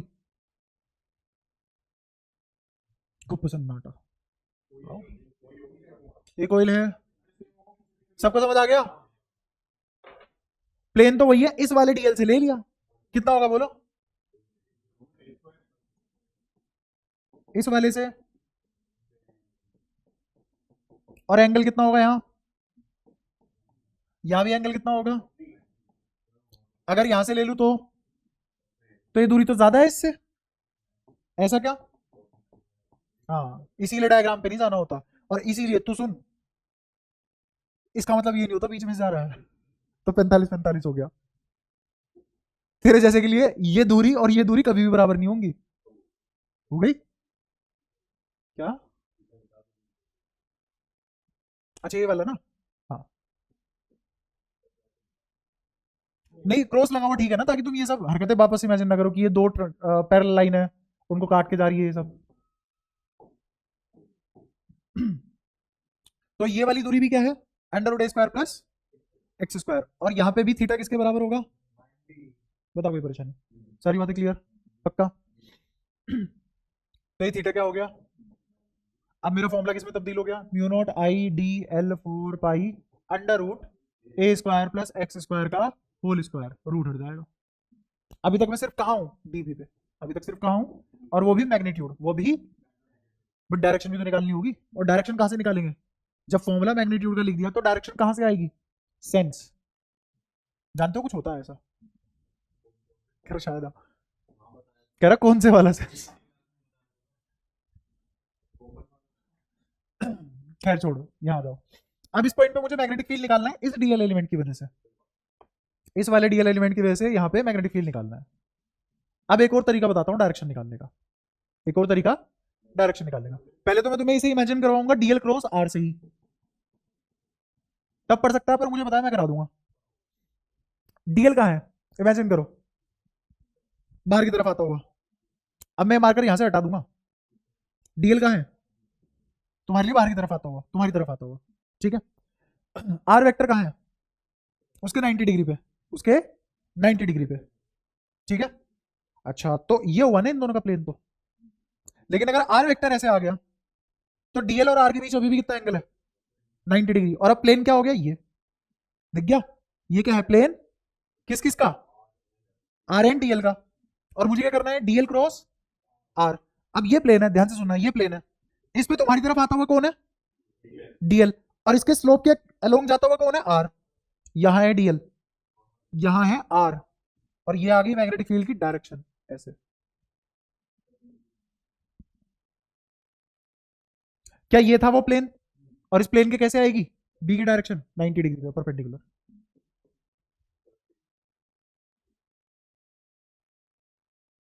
ठीक है। जिस जिसकी इमेजिनेशन वीक है थोड़ा बुद्धि पे जोर डालो और इमेजिन करो चीजों को। चाहो तो मैं यहाँ पे वीडियो लगा सकता हूँ यूट्यूब पे कि वो तुम्हें ग्राफिक और इमोशन वगैरह से सब दिखा दे, मोशन ग्राफिक। लेकिन उससे क्या होगा? तुम्हारी इमेजिनेशन बढ़ जाएगी। ये सब बायजूस ने करके दे रखा है एक जन्म पहले, पर फिर भी कोई ऐसे आईआईटी में खास सिलेक्ट हुआ नहीं है। क्यों? क्योंकि दैट थिंग किल्स इमेजिनेशन। जब तुम बड़े हो जाओगे या इंजीनियरिंग या फिर कुछ ऐसी चीज करोगे जहां पे तुम्हें चीजें इमेजिन कर रखी है या करनी पड़ेंगी, वहां पे कौन तुम्हें ग्राफिक बना के देगा? तुम्हें सैलरी मिल रही है 45,000 रुपए की, तुम जा रहे हो भाई एक काम कर यार इसकी ना ग्राफिक डिजाइनिंग करके दे दे मेरे को, मैं सोच नहीं पा रहा। तो ये दिक्कत करेगी, इट किल्स इमेजिनेशन। घर में जाके देख लियो भाई, सो पड़ी है कुछ। ये क्या लिखा हुआ है? नहीं अकल भी नहीं है, स्टार्टिंग पॉइंट तो होना चाहिए कहीं का, इमेजिनेशन तो बहुत बाद में आएगी। हमेशा ही आती है, कब नहीं आती भाई साहब आपको? दाल भात कम कीजिए थोड़ा। हाँ। तो दोबारा किसी को पूछना है बताओ, डीएल क्रॉस आर समझा सकता हूँ दोबारा। डीएल इमेजिन करो तुम्हारी तरफ जाता हुआ, आर को नीचे की तरफ टेढ़ा, इस ओरिएंटेशन में इमेजिन करो। तो ये दिख रहा है ऐसे एक प्लेन बनेगा, और ये है डीएल, ये है आर। इस डीएल को आर की तरफ घुमाओ, क्या हो गया? क्रॉस प्रोडक्ट दोनों का। और अंगूठा खोल दो, क्या चला गया उधर? Perpendicular to plane. अगर ये नहीं समझ पाते हो, इमेजिनेशन बिल्कुल ही कमजोर है, तो इसका भी एक और नियम बता सकता हूं मैं, समझना। इधर डीएल है तुम्हारी तरफ आता हुआ, इस डीएल की डायरेक्शन में अंगूठा दिख गया। उंगलियां फैलानी है किसकी तरफ? आर की तरफ। उंगलियां किसकी तरफ फैलानी है? ये उंगलियां आर की तरफ फैल गई। अब जिस डायरेक्शन में पाम है उस डायरेक्शन में अपना हाथ मूव करो, क्या ऐसे मूव होगा? यही मैग्नेटिक फील्ड की डायरेक्शन है। पाम की डायरेक्शन ये है कि ये है? ऐसे हो रहा है। हाँ। हाँ तो करंट की डायरेक्शन भी तो डीएल मान रखा है। क्या मैंने पहले ही बताया था डीएल किसकी डायरेक्शन में मानते हैं पहली क्लास में? और ज्यादा दिन नहीं हुए पहली क्लास को। इसके लिए परसों एक हफ्ता होता है, कोई भी बीमार है दिमागी रूप से, तो लाइलाज बीमारी है, कुछ कर भी नहीं सकते हम। अरे मैंने दूसरा रूल बता दिया ना, इमेजिन करने का एक दूसरा तरीका बता दिया कि अगर तुमसे डीएल क्रॉस आर परफॉर्म नहीं हो पा रहा है तो कुछ मत करो, अंगूठे की डायरेक्शन को क्या बोल दो, डीएल, पाम खोलो आर की डायरेक्शन में, और जहां तुम्हारी हथेली खुली है उस तरफ अपना हाथ मूव करवा दो, राइट हैंड से करना है ये सब। तो डीएल डायरेक्शन, डीएल अंगूठा दिख रहा है, thumb represent the direction of DL, palm is opened in the direction of, your fingers are open in the direction of R, यही तो निकालना है। तो जिस डायरेक्शन में पाम खुली है उस डायरेक्शन में हाथ मूव कर दो, आ गया मैग्नेटिक फील्ड, हो गया। ऐसे मांगते तेरे यहां पैसे, बस बस बस, कितना खुश मैं फालतू की बात पे ना। और ये प्लेन था, समझ आ रहा है, it is the plane which is shared by R vector and DL vector, and perpendicular to this plane generates the magnetic field. So magnetic field is generated perpendicular to the plane of DL and R. ये सब पहली class में discuss हो चुका था, वही use कर रहा हूँ। तो ये एंगल 90 डिग्री दिखा सबको, और ये आ गया मेरा डीबी। ये डीबी किसकी वजह से आया, इस एलिमेंट की वजह से आया। अगर मैं ऐसे ना समझाऊं और सीधा बोल दूं ये डीएल है और डायरेक्शन यहाँ आ गई, कैसे इमेजिन करोगे, वैसे कर तो लोगे, बट तुम्हारा भरोसा नहीं है। ऐसी ये किसके जस्ट डायमेट्रिकली अपोजिट एंड पे भी तो एक डीएल होगा, इस डीएल की वजह से इस पॉइंट पे बताओ कहां होगा मैग्नेटिक फील्ड, क्या ऐसे होगा और यहां से 90 डिग्री पे होगा, और ये क्या होगा डीबी। क्या मैंने दो एलिमेंट लिए हैं सिर्फ, और दो एलिमेंट से दो डीबी आए हैं और दोनों के दोनों अलग अलग आए हैं। अगर मुझे सब डीबीज को ऐड करना हो तो मैं डायरेक्टली ऐड नहीं कर सकता क्योंकि वेक्टर है और अलग अलग ओरिएंटेशन है। ऐसे ही यहां पे एक डीएल होगा, उसकी वजह से यहां आएगा मैग्नेटिक फील्ड, ऐसी अपोजिट एंड पे एक डीबी होगा, उसकी वजह से मैग्नेटिक फील्ड इस पॉइंट से ऐसे जाएगा अंदर की तरफ। क्या तुम्हें लग रहा इस पॉइंट पे magnetic field vector dB dB dB मिला के ऐसे कौन बना लेंगे। अब इन सबको तो वेक्टोरिकली जोड़ना पड़ेगा और कंटिन्यूअस है सारे के सारे, और वेक्टर की इंटीग्रेशन आती नहीं हमें, तो मुझे कंपोनेंट करने पड़ेंगे, तो मुझे कंपोनेंट करने पड़ेंगे। अब कंपोनेंट कैसे करेंगे समझना। इस एंगल को मैंने क्या मान लिया, अल्फा, क्या मान लिया, अल्फा। यहां एक सीधी लाइन खींच दी, इसके परपेंडिकुलर दिख रहा है, अगर ये अल्फा है तो ये एंगल, अच्छा, और ये एंगल तो है ही 90, दिख रहा है, ये एंगल है ही 90। अगर ये एंगल 90 है और ये वाला एंगल 90 माइनस अल्फा है तो ये कितना हुआ, तो यहां क्या आ गया, डीबी कोस अल्फा है साइन अल्फा, और यहां क्या आ गया, डीबी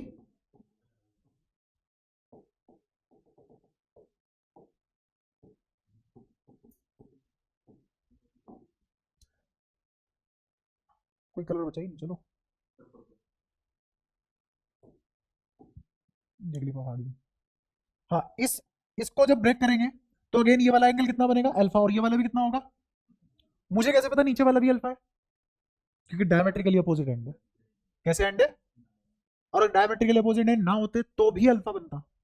रीजन पता है क्यों, क्योंकि हमेशा मेरी हाइपोटेन्यूज कितनी बनेगी, √a² + x², और हमेशा परपेंडिकुलर क्या बनेगा, radius of ring, that is a. तो जब मेरे ये वाली साइड हमेशा ही ए रहेगी और ये वाली साइड हमेशा ही √a² + x² रहेगी, और ये हमेशा ही x रहेगा, तो सारे ट्रायंगल आइडेंटिकली होंगे। तो हर ट्रायंगल कितना एंगल सबटेंड करेगा, अल्फा। तो हर बार मेरे एलिमेंट कितने एंगल पे टूटेंगे, अल्फा एंगल पे टूटेंगे। तो यहाँ पे कितना आ जाएगा, डीबी साइन अल्फा, और नीचे क्या आ जाएगा, डीबी। तो क्या ये और ये कैंसिल हो जाएंगे। अब ध्यान से सुनना, ये डीबी का कोण बन रहा था, इस कोण के हर एलिमेंट को तोड़ा गया, तो कितने उसमें टूटा ये, साइन थीटा तो सारे ऐसे आगे सीधे, away from the coil along the line या अलोंग द एक्सिस, है ना। और जितने भी डीबी cos थीटा है उन्होंने क्या बना लिया, एक सर्कल। देखो ये डीबी यहां बना, ऐसी एक डीबी यहां होगा, उसका यहां बनेगा, दिख रहा है। तो ये ऐसे कर करके सारे क्या बना लेंगे, सर्कल। और इस सर्कल में हर दो diametrically opposite dB cos theta एक दूसरे को कैंसिल कर लेंगे, ठीक है। कुछ ठीक नहीं है भाई साहब। तो ये सारे के सारे जुड़ेंगे कितनी बार, इनफाइनाइट बार जुड़ेंगे, और ये सारे कैंसिल हो जाएंगे। तो क्या मेरा डी बी इफेक्टिव या फिर बी इफेक्टिव सिर्फ और सिर्फ किसकी वजह से आएगा, डी बी साइन थीटा की वजह से आएगा। और इनका क्या करेंगे, इंटीग्रेशन। अब कर सकते हैं इंटीग्रेशन। क्या वेक्टर है, हाँ बी वेक्टर है, बट क्या सब सेम डायरेक्शन में है, हाँ। तो जब सब सेम डायरेक्शन में वेक्टर अलजेब्रा लगाने की जरूरत ही नहीं, डायरेक्ट इंटीग्रेट करो। समझ आया। ये डीबी तो ऊपर निकाला हुआ है हमने, हाँ साइन अल्फा, ये डीबी तो ऊपर निकाला हुआ है, इसमें बस और क्या इंटू करनी है, साइन अल्फा की। और साइन अल्फा में किसी भी ट्रायंगल से निकाल लो कितना आएगा, ये साइन अल्फा किसी भी ट्रायंगल से निकालोगे कितना आएगा, परपेंडिकुलर अपॉन हाइपोटेन्यूज, बिल्कुल ए upon under root A square plus X square. तो अब बताओ इंटीग्रेशन किस किस का आ जाएगा, इंटीग्रेशन में आ जाएगा mu naught I D L by 4 पाई। अब ध्यान से देखो, ये क्या लिखा हुआ है, ए स्क्वायर प्लस एक्स स्क्वायर की पावर 1, ए स्क्वायर प्लस एक्स स्क्वायर की पावर 1। और यहां नीचे क्या लिखा हुआ है डिनोमिनेटर में, under root A square plus X square, मतलब ए स्क्वायर प्लस एक्स स्क्वायर की पावर हाफ, हाफ और 1 कितना आ गया 3/2। तो यहां क्या लिखा हुआ है, ए स्क्वायर प्लस एक्स स्क्वायर की पावर 3/2, और ऊपर क्या लिखा हुआ है ए। मुझे बताओ क्या ए फिक्स है, कोई लमी बगी तो बनी नहीं, चेंज हो रहा है रेडियस। तो ए फिक्स है, mu naught by 4 pi constant है, करंट जो हमने भेज दिया A square plus X square, जिस पॉइंट पे निकाल रहा हूं वो भी फिक्स है। सही बात है, सिर्फ और सिर्फ क्या बदल रहा है, तो लिमिट भी किस में लगेगी, लेंथ केस में। कहां से शुरू हुआ, 0 से, और कितना डिस्टेंस कवर करके वापस वहीं आया। तो क्या एक तरीके से क्लोज इंटीग्रल ऑफ डीएल बचा हुआ है, जो 0 से 2 पाई आर होता है, या फिर ऐसा बोल लो कि ओपन इंटीग्रल 0 से 2 पाई आर, 0 से 2 पाई आर। तो अगर मैं इस डीएल को इंटीग्रेट करूं 0 से 2 पाई आर, तो लिमिट रखने के बाद क्या आ जाएगा यहाँ पे, और आर की जगह क्या आएगा, ए, क्योंकि रेडियस कितना है, तो 0 से 2 पाई ए तक इंटीग्रेट करना है किसको, डीएल को, और बाकी सब बाहर आ जाएगा। तो ये जो स्टेप था, ये वाला स्टेप खा के कि सबको बाहर निकाल के डीएल को इंटीग्रेट करके डायरेक्ट लिख दूं आंसर। तो क्या लिखा जाएगा यहाँ पे, बी नेट कितना लिखा जाएगा, mu naught by 4 pi I A square plus X square की पावर 3/2, और इसको डीएल को जब सोल्व करेंगे इंटीग्रेट करके तो क्या लिखा जाएगा, 2 पाई ए। आ गया, बाकी जो कट रहा है काट लेंगे। तो बी किसके बराबर आया,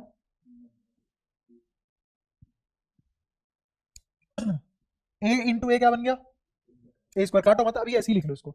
ये लिखा हुआ है mu not 2 pi A square upon में 4 पाई ए स्क्वायर प्लस एक्स स्क्वायर की पावर 3/2। पहले तो ये बताओ, ये डेरिवेशन सबको समझ आती है, अभी काट नहीं रहा मैं, इससे बहुत सारी चीजें बतानी है अभी इसमें। यहां तक सारी बातें क्लियर है। कभी कभी ऐसी कैसी 3 नंबर की चिपक के आ जाती है डेरिवेशन, नहीं इतना कम लिखोगे तो नंबर नहीं मिलेंगे ऑब्वियसली। मैं तो समझाने के पर्पज से यहाँ कराता हूँ ना चीजें। डेरिवेशन वरना ऐसे होती है कि तुम्हें मुद्दे की बातें समझ में आया ना है, बट स्टेप याद हो जाए। यहाँ थोड़ा सा उल्टा है, बस स्टेप याद हो ना हो, चीजें समझ में आ गई तो स्टेप तो अपने आप ही आ जाएंगे। अगर तुमने स्टार्टिंग कर दी इसकी और तुम्हें पता है लॉजिकली कैसे कैसे चलना है, तो पहला स्टेप याद आते ही अपने आप बाकी सब लिख लोगे। अब पता नहीं तुम उस लेवल पे समझते हो चीजें या नहीं समझते हो, वो तो मेरे को पता नहीं है। नहीं समझते हो तो पिछले वाली क्लास अगले वाली क्लास से कहाँ रिलेट करते हो। हाँ तो इसको याद कर लो, म्यू नॉट 2 पाई ए स्क्वायर लिखा हुआ है, नीचे 4 पाई है, ए स्क्वायर प्लस एक्स स्क्वायर की पावर 3/2। इसको आगे लिख रहा हूँ और इससे बहुत सारी बातें निकाल के दूंगा तुम्हें, देख लो कैसी कैसी चीजें कहाँ कहाँ से रिलेट हो पाती है।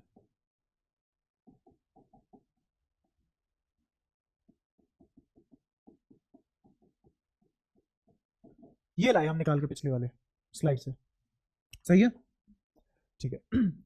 अब इसमें इस चीज को क्या बोल सकते हैं, एरिया ऑफ क्रॉस सेक्शन नहीं कोइल, अब ए रेडियस है इसका, सर्कल का एरिया आएगा ना, करा लो भाई, समझा लो जितना मर्जी, ये सब बातें करते रह जाएंगे बस हम। लिख देता हूँ भाई एरिया ऑफ कोइल, छोड़ो।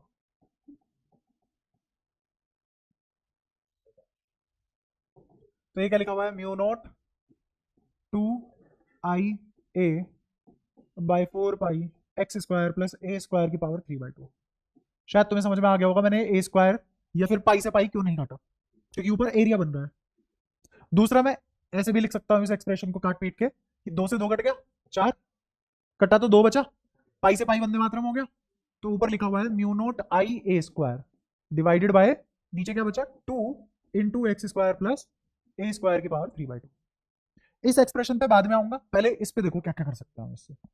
इसमें कुछ कुछ चीजें कैसे कैसे समझ सकते हैं। ये थी कोई, ये थी इसकी एक्सिस, इस एक्स दूरी पे हमने एक्सप्रेशन निकाला, और बी नेट की डायरेक्शन कहां आई, इसके अलोंग। समझ आता है, ठीक है। और ये था रेडियस। अगर मेरा एक्स ए से बहुत बड़ा हो जाए, अगर मेरा एक्स ए से बहुत बड़ा हो जाए, तो क्या ए नेग्लेक्ट हो जाएगा इस वाले एक्सप्रेशन में? हाँ। अगर ये नेग्लेक्ट हो गया तो मेरा एक्सप्रेशन क्या बचा, म्यू नोट आई ए स्क्वायर अपॉन में नीचे 2x3। क्या तुम्हें यहां से साफ साफ दिखाई दे रहा है, b is inversely proportional to x3, b is inversely proportional to x3। अभी तक मेरा b inversely proportional to x square आया करता था, अब कितना आ रहा है, x3। ठीक है, रिलेट करेंगे और भी बातें इससे। अगर मैं इसका ग्राफ प्लॉट करूं, तो जैसे जैसे x की वैल्यू बढ़ेगी वैसे वैसे b, जैसे जैसे x की वैल्यू बढ़ेगी वैसे वैसे b कम होगा। भाई साहब पानी नहीं है, खत्म हो गया सच में। पानी पी ले, सिंटेक्स मंगाई तो है तूने। फर्क तो मुंह धोने से भी नहीं पड़ेगा लाला।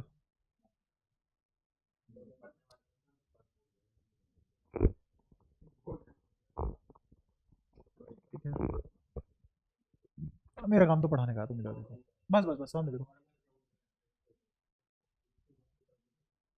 वो भी करेंगे, पहले इसको तो समझ लो। क्या चाहिए, तो फिर सामने देखना। पढ़ा के भी मैंने क्या उखाड़ लिया, ये बता कौन सा कलेक्टर बन गया तू। B is inversely proportional to x3। x अगर बढ़ेगा तो b, चाहे इस साइड जाऊं चाहे इस साइड जाऊं, क्या इस बात से कोई फर्क पड़ रहा है? नहीं। x बराबर इंफिनिटी पे b, x बराबर इंफिनिटी पे b कितना आ जाएगा, 0 का अप्रोच करेगा। तो इसका मतलब मेरा जो b आएगा वो मैक्सिमम कहां होगा, सेंटर पे। अरे ऊपर नहीं, सेंटर पे। ग्राफ लोड कर रहा हूं किस किस का, b और x का। ग्राफ लोड कर रहा हूं किस किस का, b और x का। ये है x एक्सिस, इस पे क्या प्लॉट किया है मैंने, x, और ये है y एक्सिस, इस पे क्या प्लॉट किया है, b। तो ग्राफ कैसा बनेगा, ग्राफ ऐसा बनेगा। अगर माइनस इंफिनिटी पे हो तो भी b कितना होगा, 0।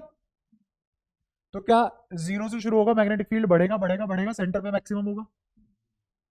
फिर तुम सेंटर से दूर जा रहे हो, x बढ़ा रहे हो, तो फिर से b कम होगा। तो फिर क्या b घटेगा घटेगा घटेगा घटेगा, क्या इस तरीके का ग्राफ बनेगा, और इंफिनिटी जाके फिर से 0 हो जाएगा। ये किसका कर्व बना, b वर्सेस x का। किसके लिए, magnetic field due to a coil on its axis के लिए, ये b वर्सेस x का कर्व है। हाँ, यहां पे मैक्सिमम 0 पे आ रहा है, ऐसा पता लगेगा तुम्हें धीरे धीरे, क्यों, थोड़ा और पढ़ने पे, है ना। यहां तक बताओ कोई दिक्कत, छोटी सी बात की समझ में आ गई, ठीक है। लेकिन अब अगर मैं ऐसा कर दूं कि x 0 हो जाए, कि x 0 हो जाए, अगर x 0 हो गया तो मेरा एक्सप्रेशन बताओ किस में कन्वर्ट हो जाएगा।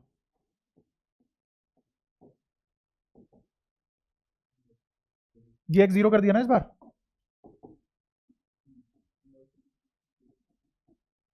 तो क्या क्यूब से ये पूरा का पूरा कट गया, तो बेचा mu naught by 2 I by R की जगह क्या है यहाँ पे, ए। वहां पे जो रेडियस था कोइल का वो यहाँ पे क्या है, ए। तो क्या ये magnetic field due to coil आ गया एट इट सेंटर, और यही क्या थी, maximum value of magnetic field. कैसे पता मैक्सिमम, बस नीचे एक ही ए आ रहा है, यहां पे क्यूब आ रहा है जुड़ के वो भी, तो पक्की बात है इससे कम इससे ज्यादा मैग्नेटिक फील्ड तो नहीं अचीव कर पाएंगे। और ये कहां मिला मुझे, सेंटर पे। और एक्सट्रीम पॉइंट पे x बराबर इन्फिनिटी, दोनों साइड क्या मिला मेरे को, मैग्नेटिक फील्ड 0। ये वाली बात समझ आती है, इसमें कोई दिक्कत, क्लियर है, ठीक है। तो कोयल के सेंटर पे मैग्नेटिक फील्ड आ गया इसी से, तो मैं इससे भी कोयल के सेंटर पे मैग्नेटिक फील्ड ला सकता था, ठीक है। और एक और काम हमने देखा कि b is inversely proportional to x3। अब इस साइड आते हैं, यहां पे लिखा हुआ है 2ia, दिख रहा है सबको, 2ia। ये कब है, जब मेरा करंट सिर्फ एक लूप लेके आया। अगर मैं इसकी मल्टीप्लाई कैपिटल एन से कर दूं, इसका मतलब क्या है कि ये एन क्या है, कैपिटल एन।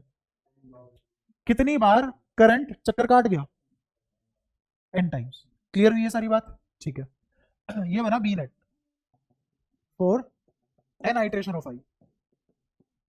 आई बोले तो करंट। तुम्हें याद है electric field due to dipole लिखा जाता था के 2p/r³, याद है? और ये आर कहां से लाते थे हम, ये आर यहां से लाते थे। ये होता था x² प्लस r² की पावर 3/2। और इसमें क्या बोलते थे हम कि मेरा x बहुत से छोटा है किससे, r से, तो इसका मतलब x को क्या कर देते थे, नेग्लेक्ट। तो ये क्या बन जाता था, r। याद आया कुछ कुछ? और ये p क्या होता था, डायपोल मोमेंट। याद आया? कोई दिक्कत? ठीक है। अगर मैं b ड्यू टू डायपोल लिखने की कोशिश करूं,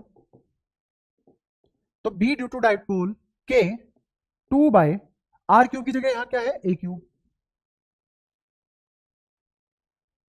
अगर मैं इस तरीके से लिखने की कोशिश करूं इसको, तो यहां डब्बा किससे भरा जाएगा, डायपोल मोमेंट से भरा जाना चाहिए।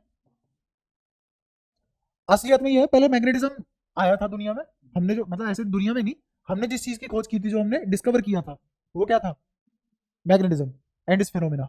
बाद में चार्ज वगैरह पता लगे हमें, हम पढ़ते उल्टा है रिलेट करने के लिए।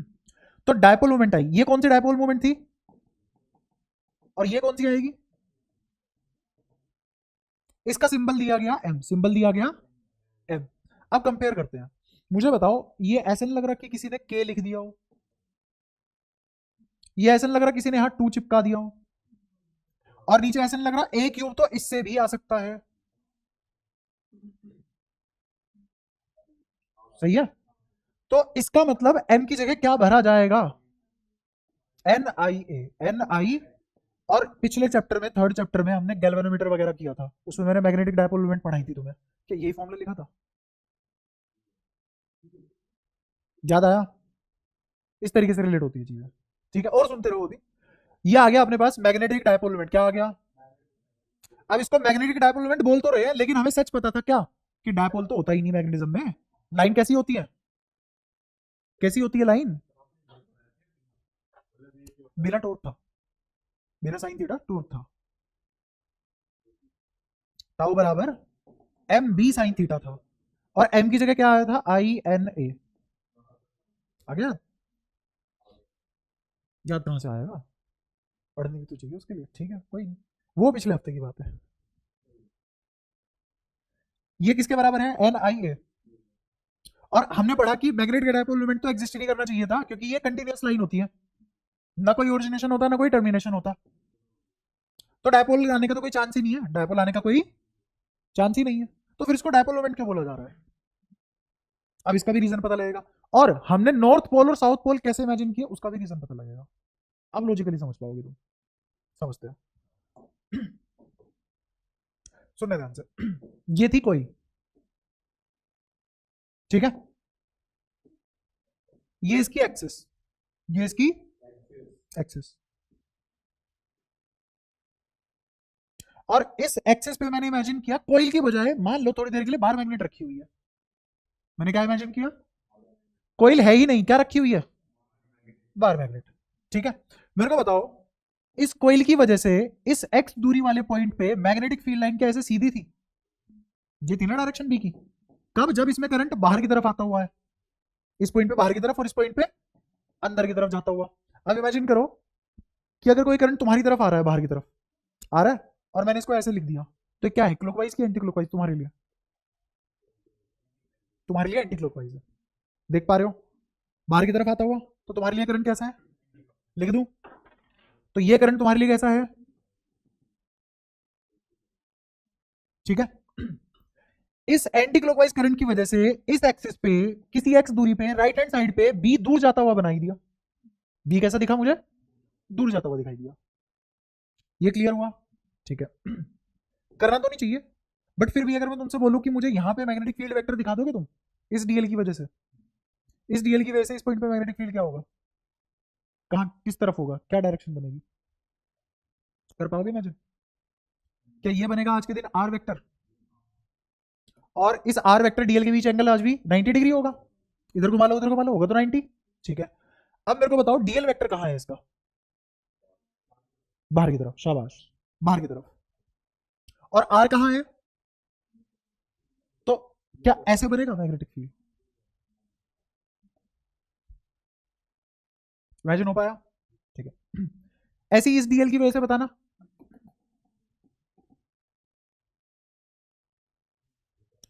क्या यहां पे डीएल अंदर जाता हुआ आर की तरफ उंगलियां फैल गई, तो इसका मतलब ऐसे। अब तुम्हें बताएं इन दोनों का जो सर्कुलर पैटर्न बनेगा वेक्टर का वो तो कैंसिल आउट हो जाएगा, डीबी कोस थीटा और डीबी साइन थीटा इस डायरेक्शन में ऐड होंगे, तो इसका मतलब ओवरऑल मैग्नेटिक फील्ड इस पॉइंट पे किस डायरेक्शन में होगा, तो इस पॉइंट पे बी नेट की डायरेक्शन इधर है, आगे आ जाओ, क्या इस पॉइंट पे बी की डायरेक्शन इधर होगी, होगी? ये दोनों किसकी वजह से निकाली मैंने डायरेक्शन, कोइल की वजह से, किसकी वजह से निकाली, क्लियर है?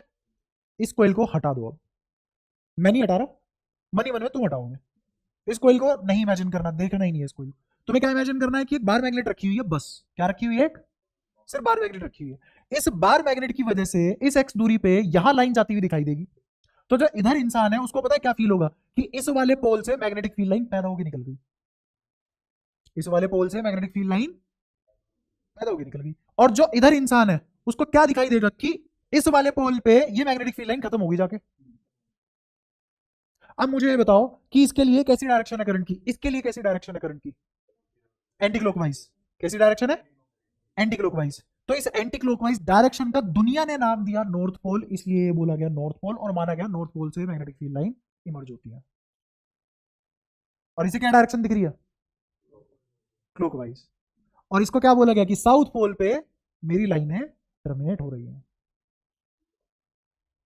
और इसको क्या नाम दिया गया, साउथ पोल, तो करंट अगर क्लॉकवाइज है तो साउथ पोल फॉर्म होगा, और करंट एंटी क्लॉकवाइज है तो, हाँ बोल, नहीं, नजरिया है, और मैंने आज डिटेल में पढ़ा दिया लॉजिकली कैसे बनाए, हाँ इलेक्ट्रिक डायपोल सच्ची में होता है, इलेक्ट्रिक डायपोल भी अगर सही बताऊं ना सच्ची में पता ही नहीं हमें, क्यों, क्योंकि इतनी छोटी दूरी हम देख ही नहीं पाएंगे जिंदगी में कभी, हम एटम नहीं देख पाए, चार्ज कहां से देख लेंगे, तो भी एनर्जी का फ्यूजन है, किसका फ्यूजन है, एनर्जी का, अब वो एनर्जी का फ्यूजन मैंने अपनी कन्वीनियंस के हिसाब से उस तरीके से पढ़ लिया कि मैं उसको प्रैक्टिकली यूज करके कुछ अप्लाई कर सकूं, जैसे इंडक्शन, इलेक्ट्रिक वेक्टर होते हैं, इलेक्ट्रिक फील्ड ऐसे जाता है, इसमें ये वाइब्रेट करते हैं, तो इनकी पोटेंशियल एनर्जी काइनेटिक एनर्जी में कन्वर्ट होती है, काइनेटिक एनर्जी मतलब टेंपरेचर बढ़ेगा, टेंपरेचर बढ़ेगा किसका, जिसमें डायपोल होंगे, डायपोल किसमें होंगे, लिक्विड फ्लूइड, तो जिस जो भी सब्जी या फिर जो भी दूध टाइप चीज होगी उसमें वो होंगे तुम्हारे पास क्या, इलेक्ट्रिकल वेक्टर, और क्या होंगे उस वेक्टर का नाम क्या होगा, डायपोल, वो पोटेंशियल एनर्जी किसमें कन्वर्ट होगी उनकी, वो इंडक्शन क्या प्रोवाइड कर रहा है, पोटेंशियल एनर्जी जनरेट कर रहा है, पोटेंशियल एनर्जी डिफरेंस बढ़ा रहा है दो एंड के बीच, और ये जो दो एंड के बीच पोटेंशियल डिफरेंस बढ़ा है किसमें कन्वर्ट हुआ, काइनेटिक में, काइनेटिक बढ़ने का मतलब टेंपरेचर बढ़ना, हो गया खाना गर्म, ठीक है। तो यहां पे समझ पा रहे हो किस तरीके से इमेजिन किया गया, नॉर्थ पोल साउथ पोल नाम रखे गए हैं, होते नहीं है, ठीक है, किसी का नाम कुछ भी हो रहेगा तो वो इंसान ही, ऐसे ही इसका नाम नॉर्थ पोल रखा, इसका नाम साउथ पोल रखा, बट है तो दोनों एक ही चीज, अलग अलग नहीं है दोनों, ये वाला आदमी ये कंटिन्यूएशन देख ही नहीं पाएगा, तो बार मैग्नेट की तरह देखेगा, और यही मैंने तुम्हें बताया था गैल्वेनोमीटर में, क्या बताया था, और यही बताया था चौथा पार्ट इसका, तो सॉरी तीसरा पार्ट इसका, तीसरा पार्ट क्या था कि coil, current carrying coil is good और better approximation of bar magnet, क्या सारी बातें हुई रिलेट, पक्का? तो इस तरीके से पोल वगैरह इमर्ज हुए, कहानी वानी पता लगी और इसको मान के चल रहे हैं, ठीक है, एक नॉर्थ पोल एक साउथ पोल है, नॉर्थ पोल मतलब एंटी क्लॉकवाइज, साउथ पोल मतलब क्लॉकवाइज, एक जगह लगता है लाइनें खत्म हो रही है, एक जगह लगता है लाइन जनरेट हो रही है, लेकिन ऐसा कुछ भी नहीं है असलियत में, असलियत में है क्या, ये बार मैग्नेट नाम की दुनिया में कोई चीज ही नहीं है, बार मैग्नेट नाम की दुनिया में कोई चीज ही नहीं है, असलियत में सारा खेल किसका है, इसका है, समझ आया?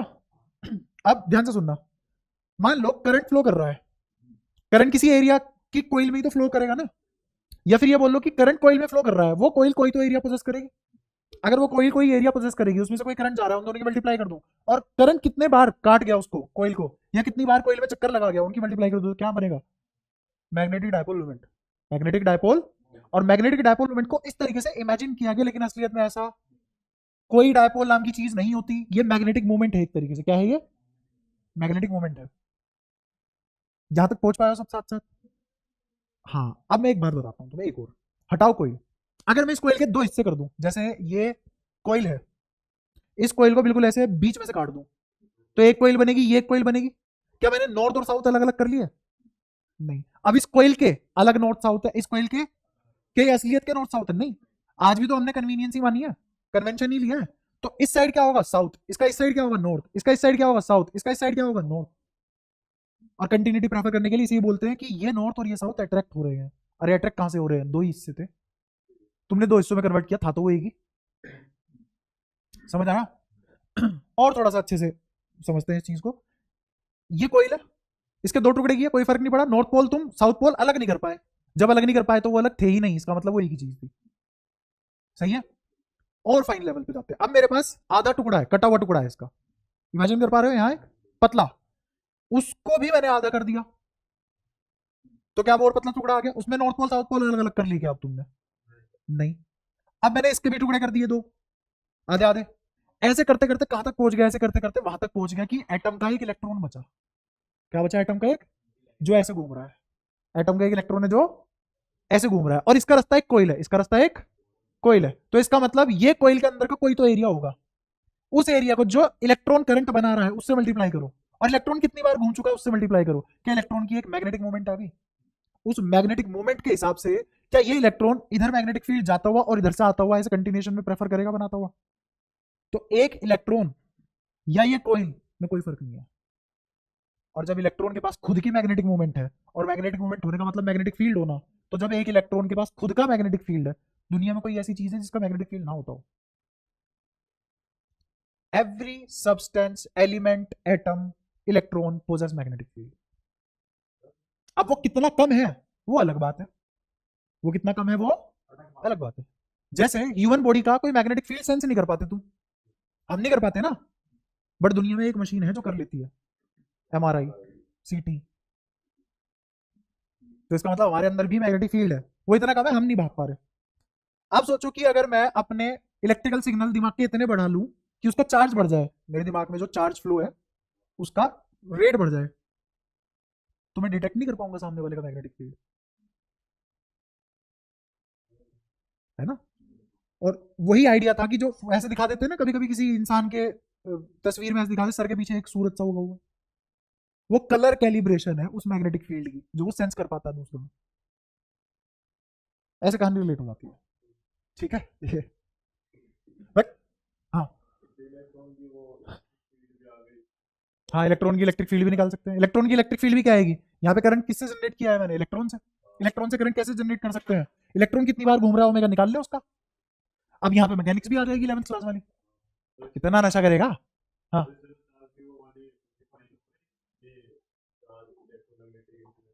बिल्कुल। क्या इलेक्ट्रॉन के पास, हम पता करके आए थे कि इलेक्ट्रिक फील्ड तो होता ही होता है, आज हमने ये भी पता कर लिया इलेक्ट्रॉन के पास मैग्नेटिक फील्ड भी पैदा होता है। तो electron magnetic field electric field दोनों पोजेस करता है।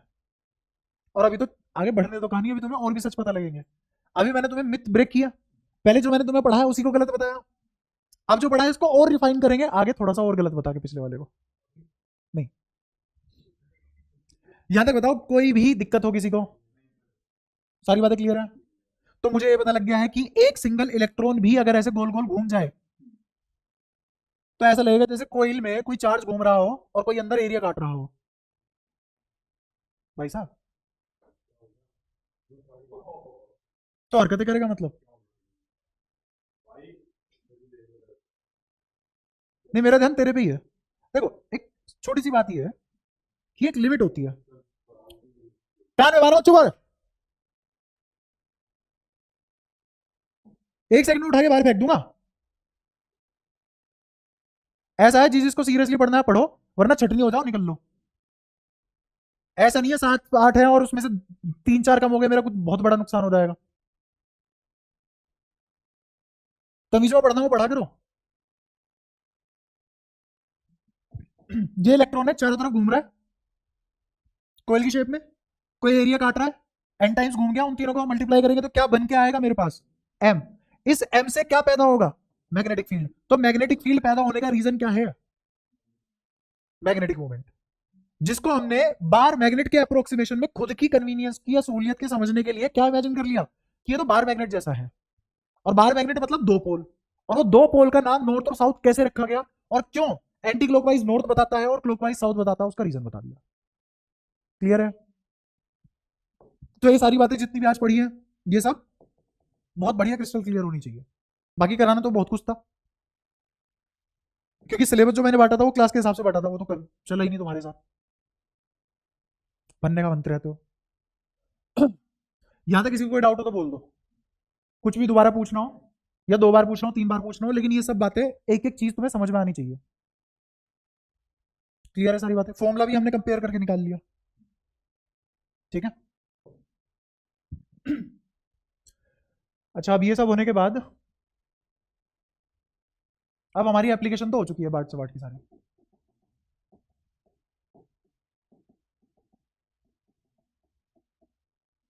ये सारी हो चुकी। इसके बाद एक और चीज है जो मैं करा सकता हूं तुम्हें, अच्छी चीज है, कर सकते हो वैसे, 8 मिनट है ना, हाँ कर लो। Magnetic field due to cylindrical trough, ये कैसी शेप होती है, कैसी खोखली शेप होती है, सिलिंड्रिकल, इस तरीके से। यहां जो तुम्हें खाली स्पेस दिख रहा है सच में ही खाली स्पेस होता है, हाँ ये देखा, यही चीज है एग्जैक्टली, ये चीज क्या है, सिलिंड्रिकल ट्रफ। इसकी वजह से क्या मैग्नेटिक फील्ड होगा, अगर इस पूरी शीट में करंट फ्लो कर रहा है ऐसे अंदर की तरफ, अंदर की तरफ, अंदर की तरफ कर रहा हो, बाहर की तरफ हो तो किसी के लिए भी निकाल सकते हैं अगर निकालना होता है ना। इस शेप की वजह से क्या मैग्नेटिक फील्ड होगा वो निकालना है, और मैग्नेटिक फील्ड तो तब आएगा ना जब करंट बहेगा, जनरेशन तो हमने पहली क्लास में पढ़ ली थी, तो ये करना है हमें, देखते हैं कितना सीख पाते हो। तो करंट इस तरीके से फ्लो कर रहा है, ठीक है, रेडियस कितना है इसका, आर, रेडियस कितना, आर रेडियस है, और करंट ऐसे फ्लो कर रहा है। अगर मैं इसका टॉप व्यू देखूं तो टॉप व्यू क्या ऐसा दिखेगा, इसको सामने से देखो ऐसे, तो उस तरीके से दिखेगा, और बाकी सब इसके पीछे है। अच्छा, ये करंट तो ऐसे जा रहा था ना, तो ये करंट क्या तुम्हें ऐसे दिखेगा अंदर जाता हुआ, अंदर जाते हुए की डायरेक्शन को क्रॉस से डिनोट करते हैं, ऐसे हर जगह से करंट जा रहा होगा, और ये कंटिन्यूअस होगा। ये तो मैंने कम बनाया, बट कितने होंगे ऐसे, इनफाइनाइट, क्योंकि कंटिन्यूअस सेक्शन है ना, यहां से लेके यहां तक हर पॉइंट से करंट जा रहा है, और कितने पॉइंट होंगे, इनफाइनाइट पॉइंट होंगे, और सारे के सारे करंट कहाँ जा रहे हैं, अंदर की तरफ। अब इसकी वजह से मुझे मैग्नेटिक फील्ड निकालना है, जैसे मान लो ये एक पॉइंट है सेंटर, ये दिख रहा है ये वाला पॉइंट, इसी पे मैग्नेटिक फील्ड निकालना है, इस वाले पॉइंट पे क्या निकालना है, मैग्नेटिक फील्ड। तो इस वाले पॉइंट की ही तो बात हो रही है, इस वाले पॉइंट पे क्या निकालना है, मैग्नेटिक फील्ड निकालना है। अब कैसे निकालते हैं, थोड़ा सा एलिमेंट काटना सिखा रहा हूँ, सुनना ध्यान से। मैं क्या करूंगा, बिल्कुल सेंटर से, बिल्कुल सेंटर से थीटा पे जाके, थीटा पे जाके एक डी थीटा का एलिमेंट लूंगा, थीटा पे जाके एक डी थीटा का एलिमेंट लिया, ये दूरी कितनी है, आर, ये दूरी भी कितनी होगी, आर। क्या ये छोटा सा एलिमेंट होगा डीएल, ये होगा छोटा सा एलिमेंट डीएल। इस डीएल में से कितना करंट जाएगा, सबसे पहले तो ये सीखो कि ये डीएल को लिखते कैसे, इस डीएल को कैसे लिखेंगे, R D theta, radius into angle, arc length is radius into angle, angle कितना था ये डी थीटा, और आर्क लेंथ कितनी है डीएल, और रेडियस कितना है आर, तो DL equals to R D theta. अब इस आर डी थीटा में से कितना करंट जाएगा वो निकालना है, वो कैसे निकालेंगे, ये टोटल कितना करंट है, आई, टोटल कितना है, आई टोटल करंट है, तो कितनी लेंथ में से आई करंट गया, 2 पाई आर के आधे में से, तो क्या डायरेक्ट लिख लूं पाई आर लेंथ में से, पाई आर लेंथ में से कितना करंट पास हो गया, आई, तो एक यूनिट लेंथ में से कितना करंट पास हो गया, आई बाय पाई आर, एक यूनिट लेंथ में से करंट का पास होना ही तो करंट डेंसिटी कहलाएगी। ये लीनियर करंट डेंसिटी आ गई तुम्हारी लैम्डा। लैम्डा क्या है? Linear current density. एक यूनिट पे चीजों का आना ही तो डेंसिटी है। ठीक है, अब मेरे को बताओ एक यूनिट पे कितना लैम्डा, तो आर डी थीटा यूनिट में कितना current, R D theta lambda. तो ये क्या मेरा छोटा सा करंट आ गया इस एलिमेंट से जाता हुआ। तो सबसे पहले तो मैंने निकाल दिया करंट, क्योंकि जब तक मेरे पास करंट नहीं होगा मैग्नेटिक फील्ड की शुरुआत ही नहीं हो सकती। अब मेरे दिमाग में क्या, कहां से आया ये सब कर लूं, कहां से आया? मैग्नेटिक फील्ड अगर पढ़ना है या जनरेट करना है, सबसे पहली रिक्वायरमेंट क्या है? करंट। और मुझे क्या टोटल करंट पता है? हाँ, क्योंकि मुझे इस शेप का मैग्नेटिक फील्ड नहीं पता, तो मैं सारा का सारा करंट एक साथ नहीं ले सकता, तो मुझे एलिमेंट के हिसाब से करंट लेना पड़ेगा। तो मैंने एक यूनिट लेंथ में कितना करंट जाता है वो निकाला, और उसको कितने यूनिट लेंथ में से ले जाना है अपने एलिमेंट से मल्टीप्लाई कर दिया। अब ऐसा तो है नहीं तुम पहली बार ये सब पढ़ रहे हो तुम्हारे दिमाग में पहली बार ही आ जाए, क्योंकि 11th में भी ऐसी ऐसी बहुत सारी चीजें थी, वहां से फिर ऐसे दिमाग में अपने आप आनी शुरू हो जाती है चीज। हाँ, ये इन्फिनिटी तक जाएगा। कहां तक जाएगा ये? इसकी लेंथ कितनी है? इन्फिनिटी। ठीक है, तो हर वायर, जैसे मान सकते हैं ना कि एक वायर है और इसमें से कितना करंट जा रहा है? डीआई। तो किस लेंथ की वायर में से डीआई करंट फ्लो कर रहा है? इन्फिनिट, इनफाइनाइट ही है पूरी। ये आगे भी तो ऐसे बढ़ सकता है ना कितना भी, मुझे पता ही नहीं कहां से स्टार्टिंग है कहां से एंडिंग है। ठीक है, तो ये एक वायर है जिसमें कितना करंट फ्लो कर रहा है? DI, DI. और लेंथ क्या है इस वायर की? इनफाइनाइट। इस वायर की लेंथ क्या है? इस वायर की लेंथ क्या है? कितनी वायर है? Infinite wire. और हर किसी में से कितना करंट फ्लो कर रहा है? डीआई। और डीआई कितना है निकाल लिया, आर डी थीटा लैम्डा। यहां तक सारी बातें क्लियर है? पक्का? आगे देखो। अब इसके आगे मुझे निकालना है इस पॉइंट पे मैग्नेटिक फील्ड डीबी। मुझे पता है अगर मेरे को एलिमेंट पता है तो मुझे उसकी वजह से मैग्नेटिक फील्ड भी पता है। ये कौन सिखाया? बांट से बांट लो। डीएल एलिमेंट की वजह से मैग्नेटिक फील्ड, डीएल एलिमेंट की वजह से, तो मैग्नीट्यूड क्या बनेगा इसका? Mu naught by 4 pi D I D L upon में स्क्वायर भी आएगा। बताओ कोई परेशानी? तो ये तो मेरे को लिखना आता है, इसमें तो कोई दिक्कत नहीं है। ठीक है, अच्छा अगर थीटा बोले तो थीटा कितना होगा यहाँ पे? किस किस के बीच का एंगल होता है theta? R O D L. देखो आर तो हमेशा इस प्लेन में होगा, होगा ना इस प्लेन में, तो मतलब आर तो ऐसे होगा, दिख रहा है? और डीएल सर्क्यूफेरेंस क्या लूंगा होगा, तो डीएल होगा टेंजेंट। देखो डीएल हमेशा किस डायरेक्शन में होगा? टेंजेंशियल डायरेक्शन में। और आर हमेशा किस में होगा? रेडियल डायरेक्शन में। रेडियल और टेंजेंशियल में कितना एंगल बनता है? 90। कब? आज या हमेशा? हमेशा। तो इसका मतलब थीटा क्या होगा यहाँ पे? 90 ऑलवेज।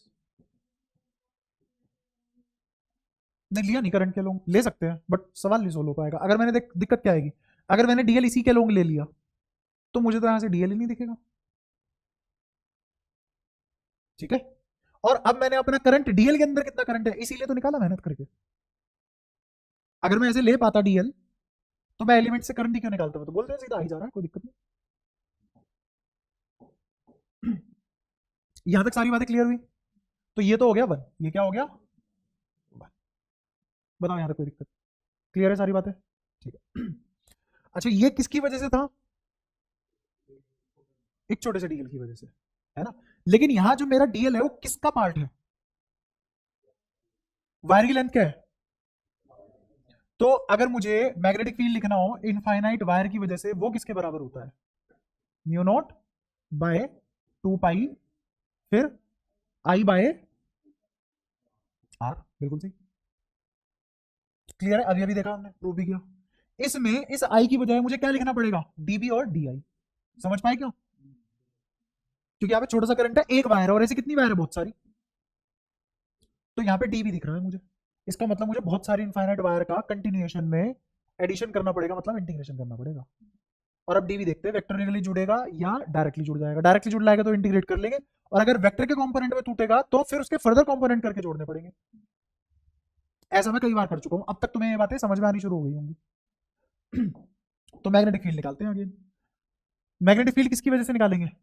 इस एलिमेंट की वजह से, इस पॉइंट पे। समझ में आया? इस डीएल की वजह से मैग्नेटिक फील्ड निकालेंगे यहां। अब मेरे को ध्यान से बताओ डीएल किस डायरेक्शन में होगा? इस डायरेक्शन में। आर इस डायरेक्शन में। दिख रहा है सबको? और ये आर है और ये डीएल है, दिख रहा है? तो प्लेन कैसा है? ऐसा है। आ गया प्लेन? इस प्लेन के परपेंडिकुलर होगा डीबी। क्या डीबी समझ आ गया?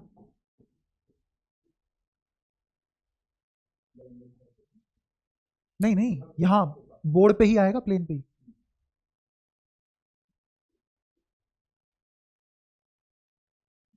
मैंने कुछ नहीं करा, मैंने क्या कराया, बस डीएल क्रॉस आर। और मुझे एग्जैक्टली पता है मेरा डीएल ये रहा, ये है डीएल, ये है आर। करो डीएल क्रॉस आर। तो डीएल क्रॉस आर जब तुम करोगे तो तुम इसको बाहर की तरफ निकाल दोगे, जो कि गलत हो जाएगा। क्यों गलत हो रहा है? हाँ, क्योंकि मैं डीएल को करंट की डायरेक्शन ले रहा हूं, ठीक है। लेकिन यहां पे डीएल करंट की डायरेक्शन में लिया ही नहीं। अब सुनना, इसको कैसे इमेजिन करेंगे। एक और तरीका है मेरे पास, टेंशन मतलब समझा दो मैं दूंगा ही। अगर ये करंट की डायरेक्शन है, अगर ये, तो मैग्नेटिक फील्ड कैसा बनेगा?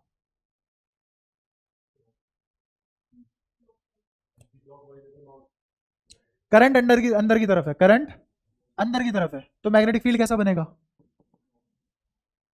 अगर नहीं पढ़ा है दिखा सकता हूं, कहां पढ़ा है, आज ही पढ़ा है। अगर करंट ऐसा है तो मैग्नेटिक फील्ड क्लॉकवाइज।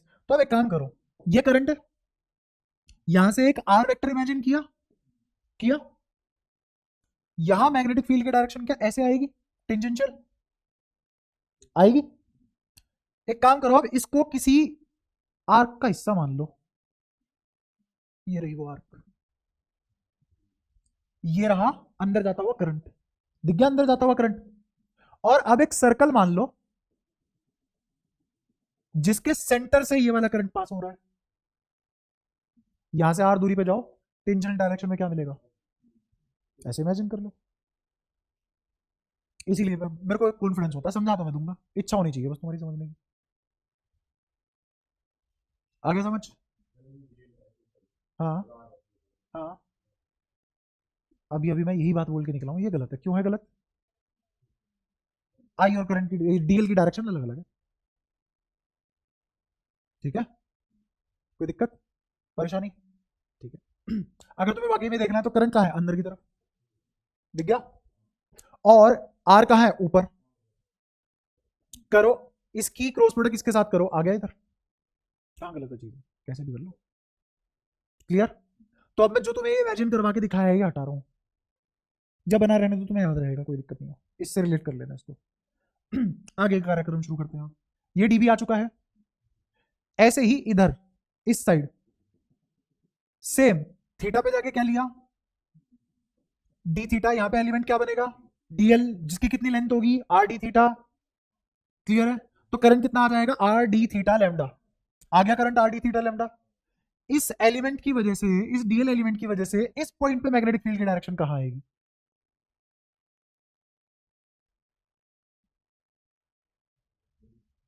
देख लो, कोई दिक्कत नहीं, क्लोज तो यहां पे भी होगा।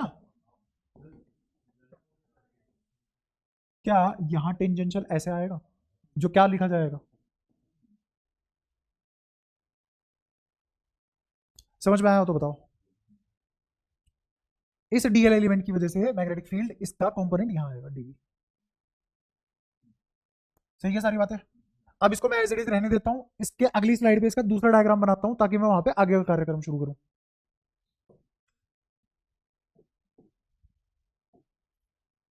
ऐसा कुछ था सेक्शन, ये बीच वाला। यहां हमने थीटा पे जाके कोई एलिमेंट लिया था,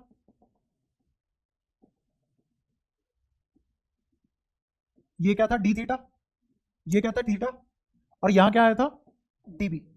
कितने एंगल पे इससे? किससे? 90 पे, आर से। ठीक है। यहां एक सीधी लाइन खींची, क्या ये 90 है? ये भी तो 90 है। तो अगर ये थीटा, ये 90, तो ये वाला, समझ आया सबको? अच्छा, अगर ये 90 माइनस थीटा है, ये कितना है? तो ये कितना? ये डीबी, तो इधर क्या आ गया? और ऊपर क्या आ गया? ऐसे ही अब इस वाले एलिमेंट का देखेंगे।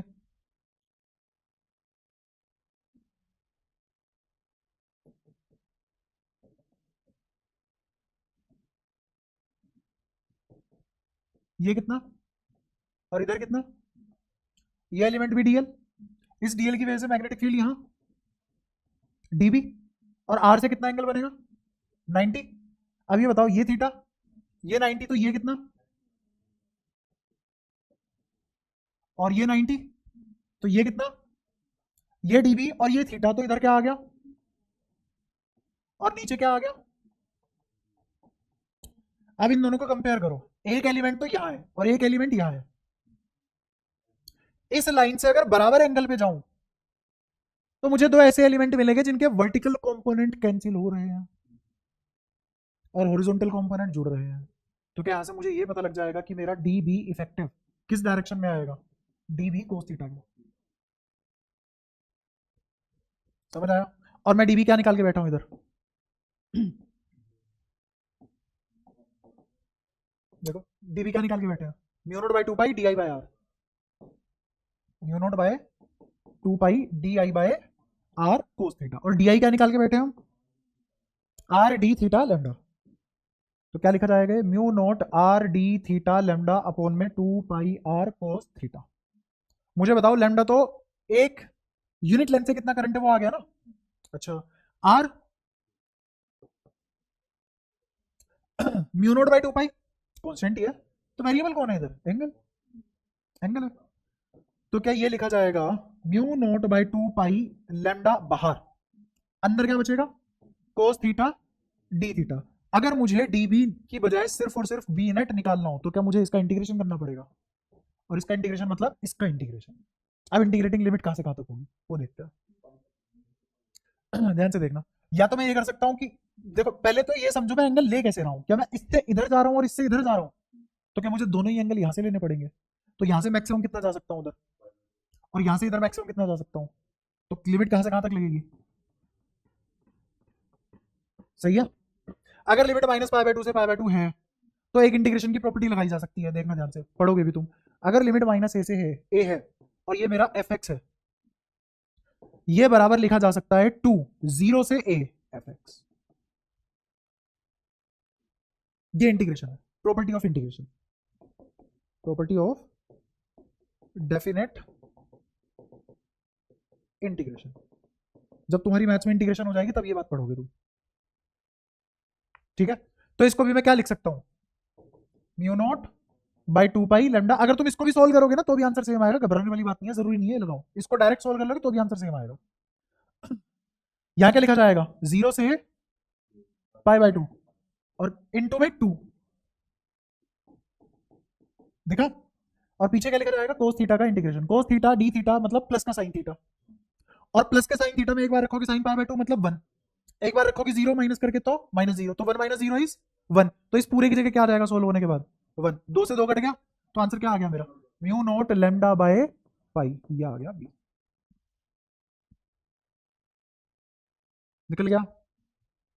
अब तुम एक समझदारी यहां पता है क्या दिखा सकते हो, मुझे अगर बी नेट की डायरेक्शन निकालनी हुई, किसकी डायरेक्शन निकालनी हुई, बी नेट की, तो इतना कॉम्प्लेक्स करने की जरूरत नहीं है, समझाता हूं कैसे।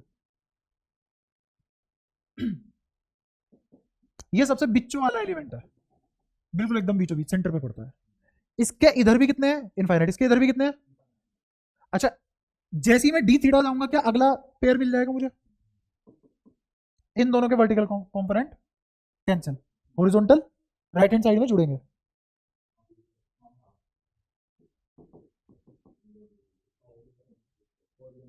मतलब बाकी सबके कैंसिल होंगे, इसका तो कोई पेयर ही नहीं बन पाएगा, इसका कोई पेयर, अगर इसका कोई पेयर नहीं बना, अगर इसका कोई पेयर, तो इसका जो इसकी वजह से जो मैग्नेटिक फील्ड की डायरेक्शन आएगी वो रिजल्टेंट के अलोंग आनी चाहिए, क्योंकि अगर रिजल्टेंट के अलोंग नहीं आई, मान लो रिजल्टेंट किधर था, इधर था, और इसकी वजह से डायरेक्शन यहां ना आके कहीं और आ गई, तो इन दोनों का रिजल्टेंट क्या मुझे डायरेक्शन यहां दे देगा जो कि गलत हो जाएगा।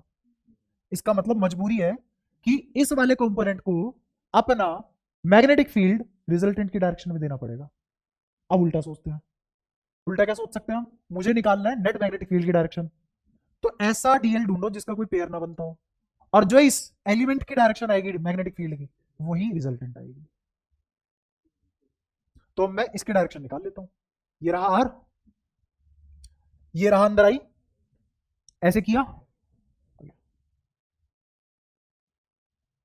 मुझे जरूरत ही नहीं पड़ी नेट निकालने की, डायरेक्शन 1 सेकंड में आ गई।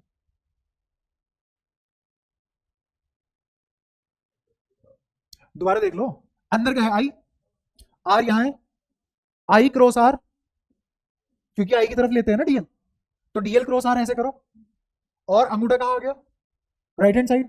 तो इस एलिमेंट का मैग्नेटिक फील्ड किस डायरेक्शन में है, और वही डायरेक्शन किसकी होगी, रिजल्टेंट की। इस वाले से देख लो, ध्यान से देखना, आर की तरफ मुझे पाम खोलनी है, डीएल एलिमेंट आई की तरफ लेंगे तब जाके तो मैं ऐसे रूल लगा पाऊंगा, है ना। तो मैं एक जिससे मैं डायरेक्शन निकालता हूं वो वाला डीएल एलिमेंट इमेजिन कर रहा हूं, और वाला डीएल एलिमेंट अंदर की तरफ इमेजिन करना पड़ेगा करंट के लिए, डायरेक्शन निकालने के लिए, ठीक है।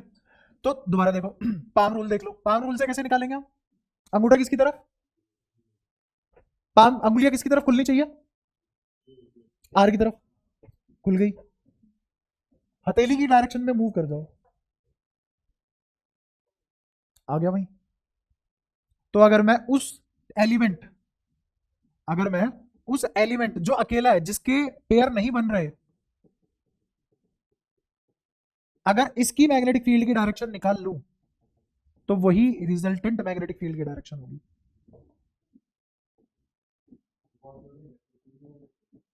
कैसे लग जाएगी भाई, वहां तो डायरेक्शन तुरंत आती है, क्रॉस प्रोडक्ट होता है वहां भी।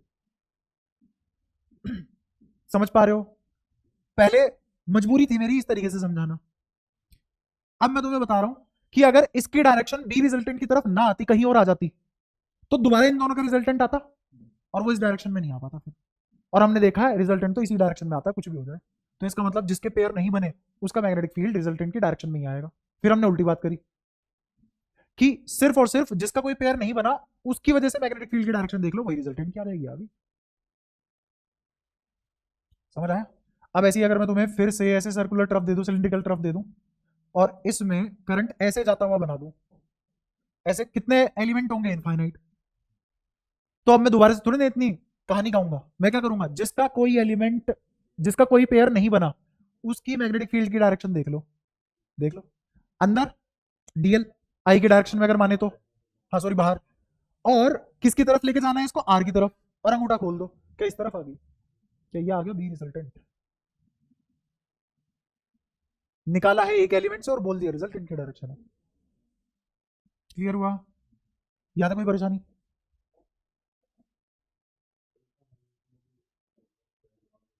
हाँ मैग्नीट्यूड वही होगा, magnitude mu naught lambda by pi ही आएगा। क्या सारी बातें क्लियर, हाँ बताओ, मतलब वही तो करा है, हाँ हाँ, हम्म। मैंने मैग्नीट्यूड निकालने के लिए डीएल ऐसे माना, तुम ऐसा काम करो ना, तुम एक काम करो, ये तो था वो डीएल जिससे मैंने मैग्नीट्यूड निकाला, एक डीएल डीएल डैश मान लो एक, जो करंट के होंगे, तो अब तुम्हारा जो तुम रूल लगाना चाह रहे थे वो फिट हो जाएगा यहाँ पे। और मैंने उससे भी आसान तरीका क्या बताया होगा, देखो तुम्हें ये सब फर्जीवाड़ा करने की जरूरत ही नहीं है, ये रटवाया तो हुआ है। अगर करंट अंदर की तरफ जाता हुआ है, अच्छा ऐसे याद करो, मुझे बताओ तुम्हें कैसे सिखाया जाता है, क्रॉस मतलब क्लॉकवाइज, क्रॉस मतलब C4 cross, C4 close, sorry close कह रहा हूं, क्रॉस मतलब क्लोक। यहां देखो करंट कैसा है, क्रॉस, इससे आर दूरी पे जाके कैसे घूम जाओ, तो इस तरफ क्लॉकवाइज तो तभी बनेगी जब यहां टेंजेंट ऐसे हुई होगी, ऐसे कर लो। नहीं कैसे निकालता बता, और एक वेक्टर इंटीग्रेशन करता कैसे, कॉम्पोनेंट तो फिर भी तोड़ने पड़ते हैं, ठीक है। टेंशन मतलब जो ये सब कराया मैंने तुम्हें, इसमें ये दो तो तुम लिखोगे नहीं, ये तो डेरिवेशन का पार्ट है नहीं, है ना। मैंने ये लाइन लिखी है, ये लाइन लिखी है, और उसके बाद बस तुम्हें ये मैथ सोल्व करके दिखाई है, और जो अभी तुमने किया है ये इरोडो का क्वेश्चन है, ताकि तुम्हें एलिमेंट लेना आ जाए, ठीक है। तो जो बैंकर बैंकर क्वेश्चन होते हैं बहुत छोटे छोटे मैं करा रहा हूं, लेकिन बोलना बहुत ज्यादा पड़ता है उसके पीछे, तब जाके वो सोल्यूशन छोटा होता है। अगर समझ बड़ी है तो सोल्यूशन छोटा हो जाता है, और अगर समझ छोटी है तो पढ़ाई नहीं हो पाती, सोल्यूशन तो होगा ही नहीं। ठीक है। अब अगली क्लास में जितना दोनों क्लास में हो चुका है उतना बिल्कुल ऐसे पता होना चाहिए जैसे मैंने पढ़ा दिया। हाँ कल क्लास है सुबह, वो अभी डिस्कस कर लेंगे। आज की क्लास में कोई डाउट हो तो बताओ। क्लियर है सब? और ये रोना वोना छोड़ दो भाई, सिलेबस भी खत्म करना है हमें, पढ़ना भी है, नंबर भी बढ़िया लाने हैं। इतना ही भागना है पढ़ाई से तो भाग ही जाए यहाँ से, सही बता रहा हूँ। कल बताओ किस टाइम रखे क्लास?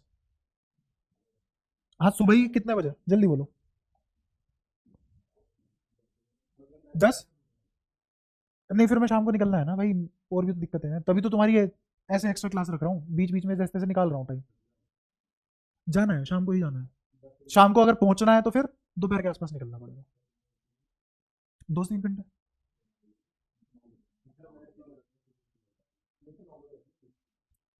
मैथ्स तो तुम्हारी सीबीएसई की चल ही रही है, कम से कम फिजिक्स में उतना तो कर लो जितना स्कूल में आ रहा है।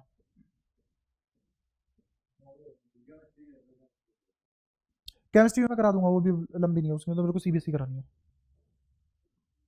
9 बजे से लेके फिर 11 12 बजे के बीच में छोड़ दूंगा। आज मेरा प्लान था तुम्हें एम्पियर सर्किटल लो करा के, और अगली क्लास से फिर उसकी एप्लीकेशन पे बात करनी डायरेक्ट। बताओ सोलेनोइड बस, आज सोलेनोइड तक करना था। ऐसे करते तो हमारे 6 7 क्लास में चैप्टर खत्म हो जाता, और बहुत बड़ा चैप्टर है। शुरू के 4 चैप्टर और रे ऑप्टिक्स, ये पूरी एनसीईआरटी में सबसे बड़े चैप्टर है। अगर तुम ये 5 चैप्टर कर लेते हो ऑलमोस्ट 50% सिलेबस खत्म हो जाता है। तो वैसे तो है नहीं, कम चीजें बताऊंगा। शुरू के 3 चैप्टर ढंग से कर लिए, और आखिरी के जो बचे हुए कुछ चैप्टर है इनको ऐसे ही उड़ा रहे हो, तो फिर फायदे क्या है? पहली 3 क्यों ढंग से करे? तो कंटेंट तो कम करेंगे नहीं, पढ़ाई ज्यादा करनी पड़ेगी। और ये सही बात है, तू समझ, हमें तो आती है। तो कल फिर 9 से 11 से 12 बजे के बीच में छोड़ दूंगा, रोना मत। ठीक है, डन।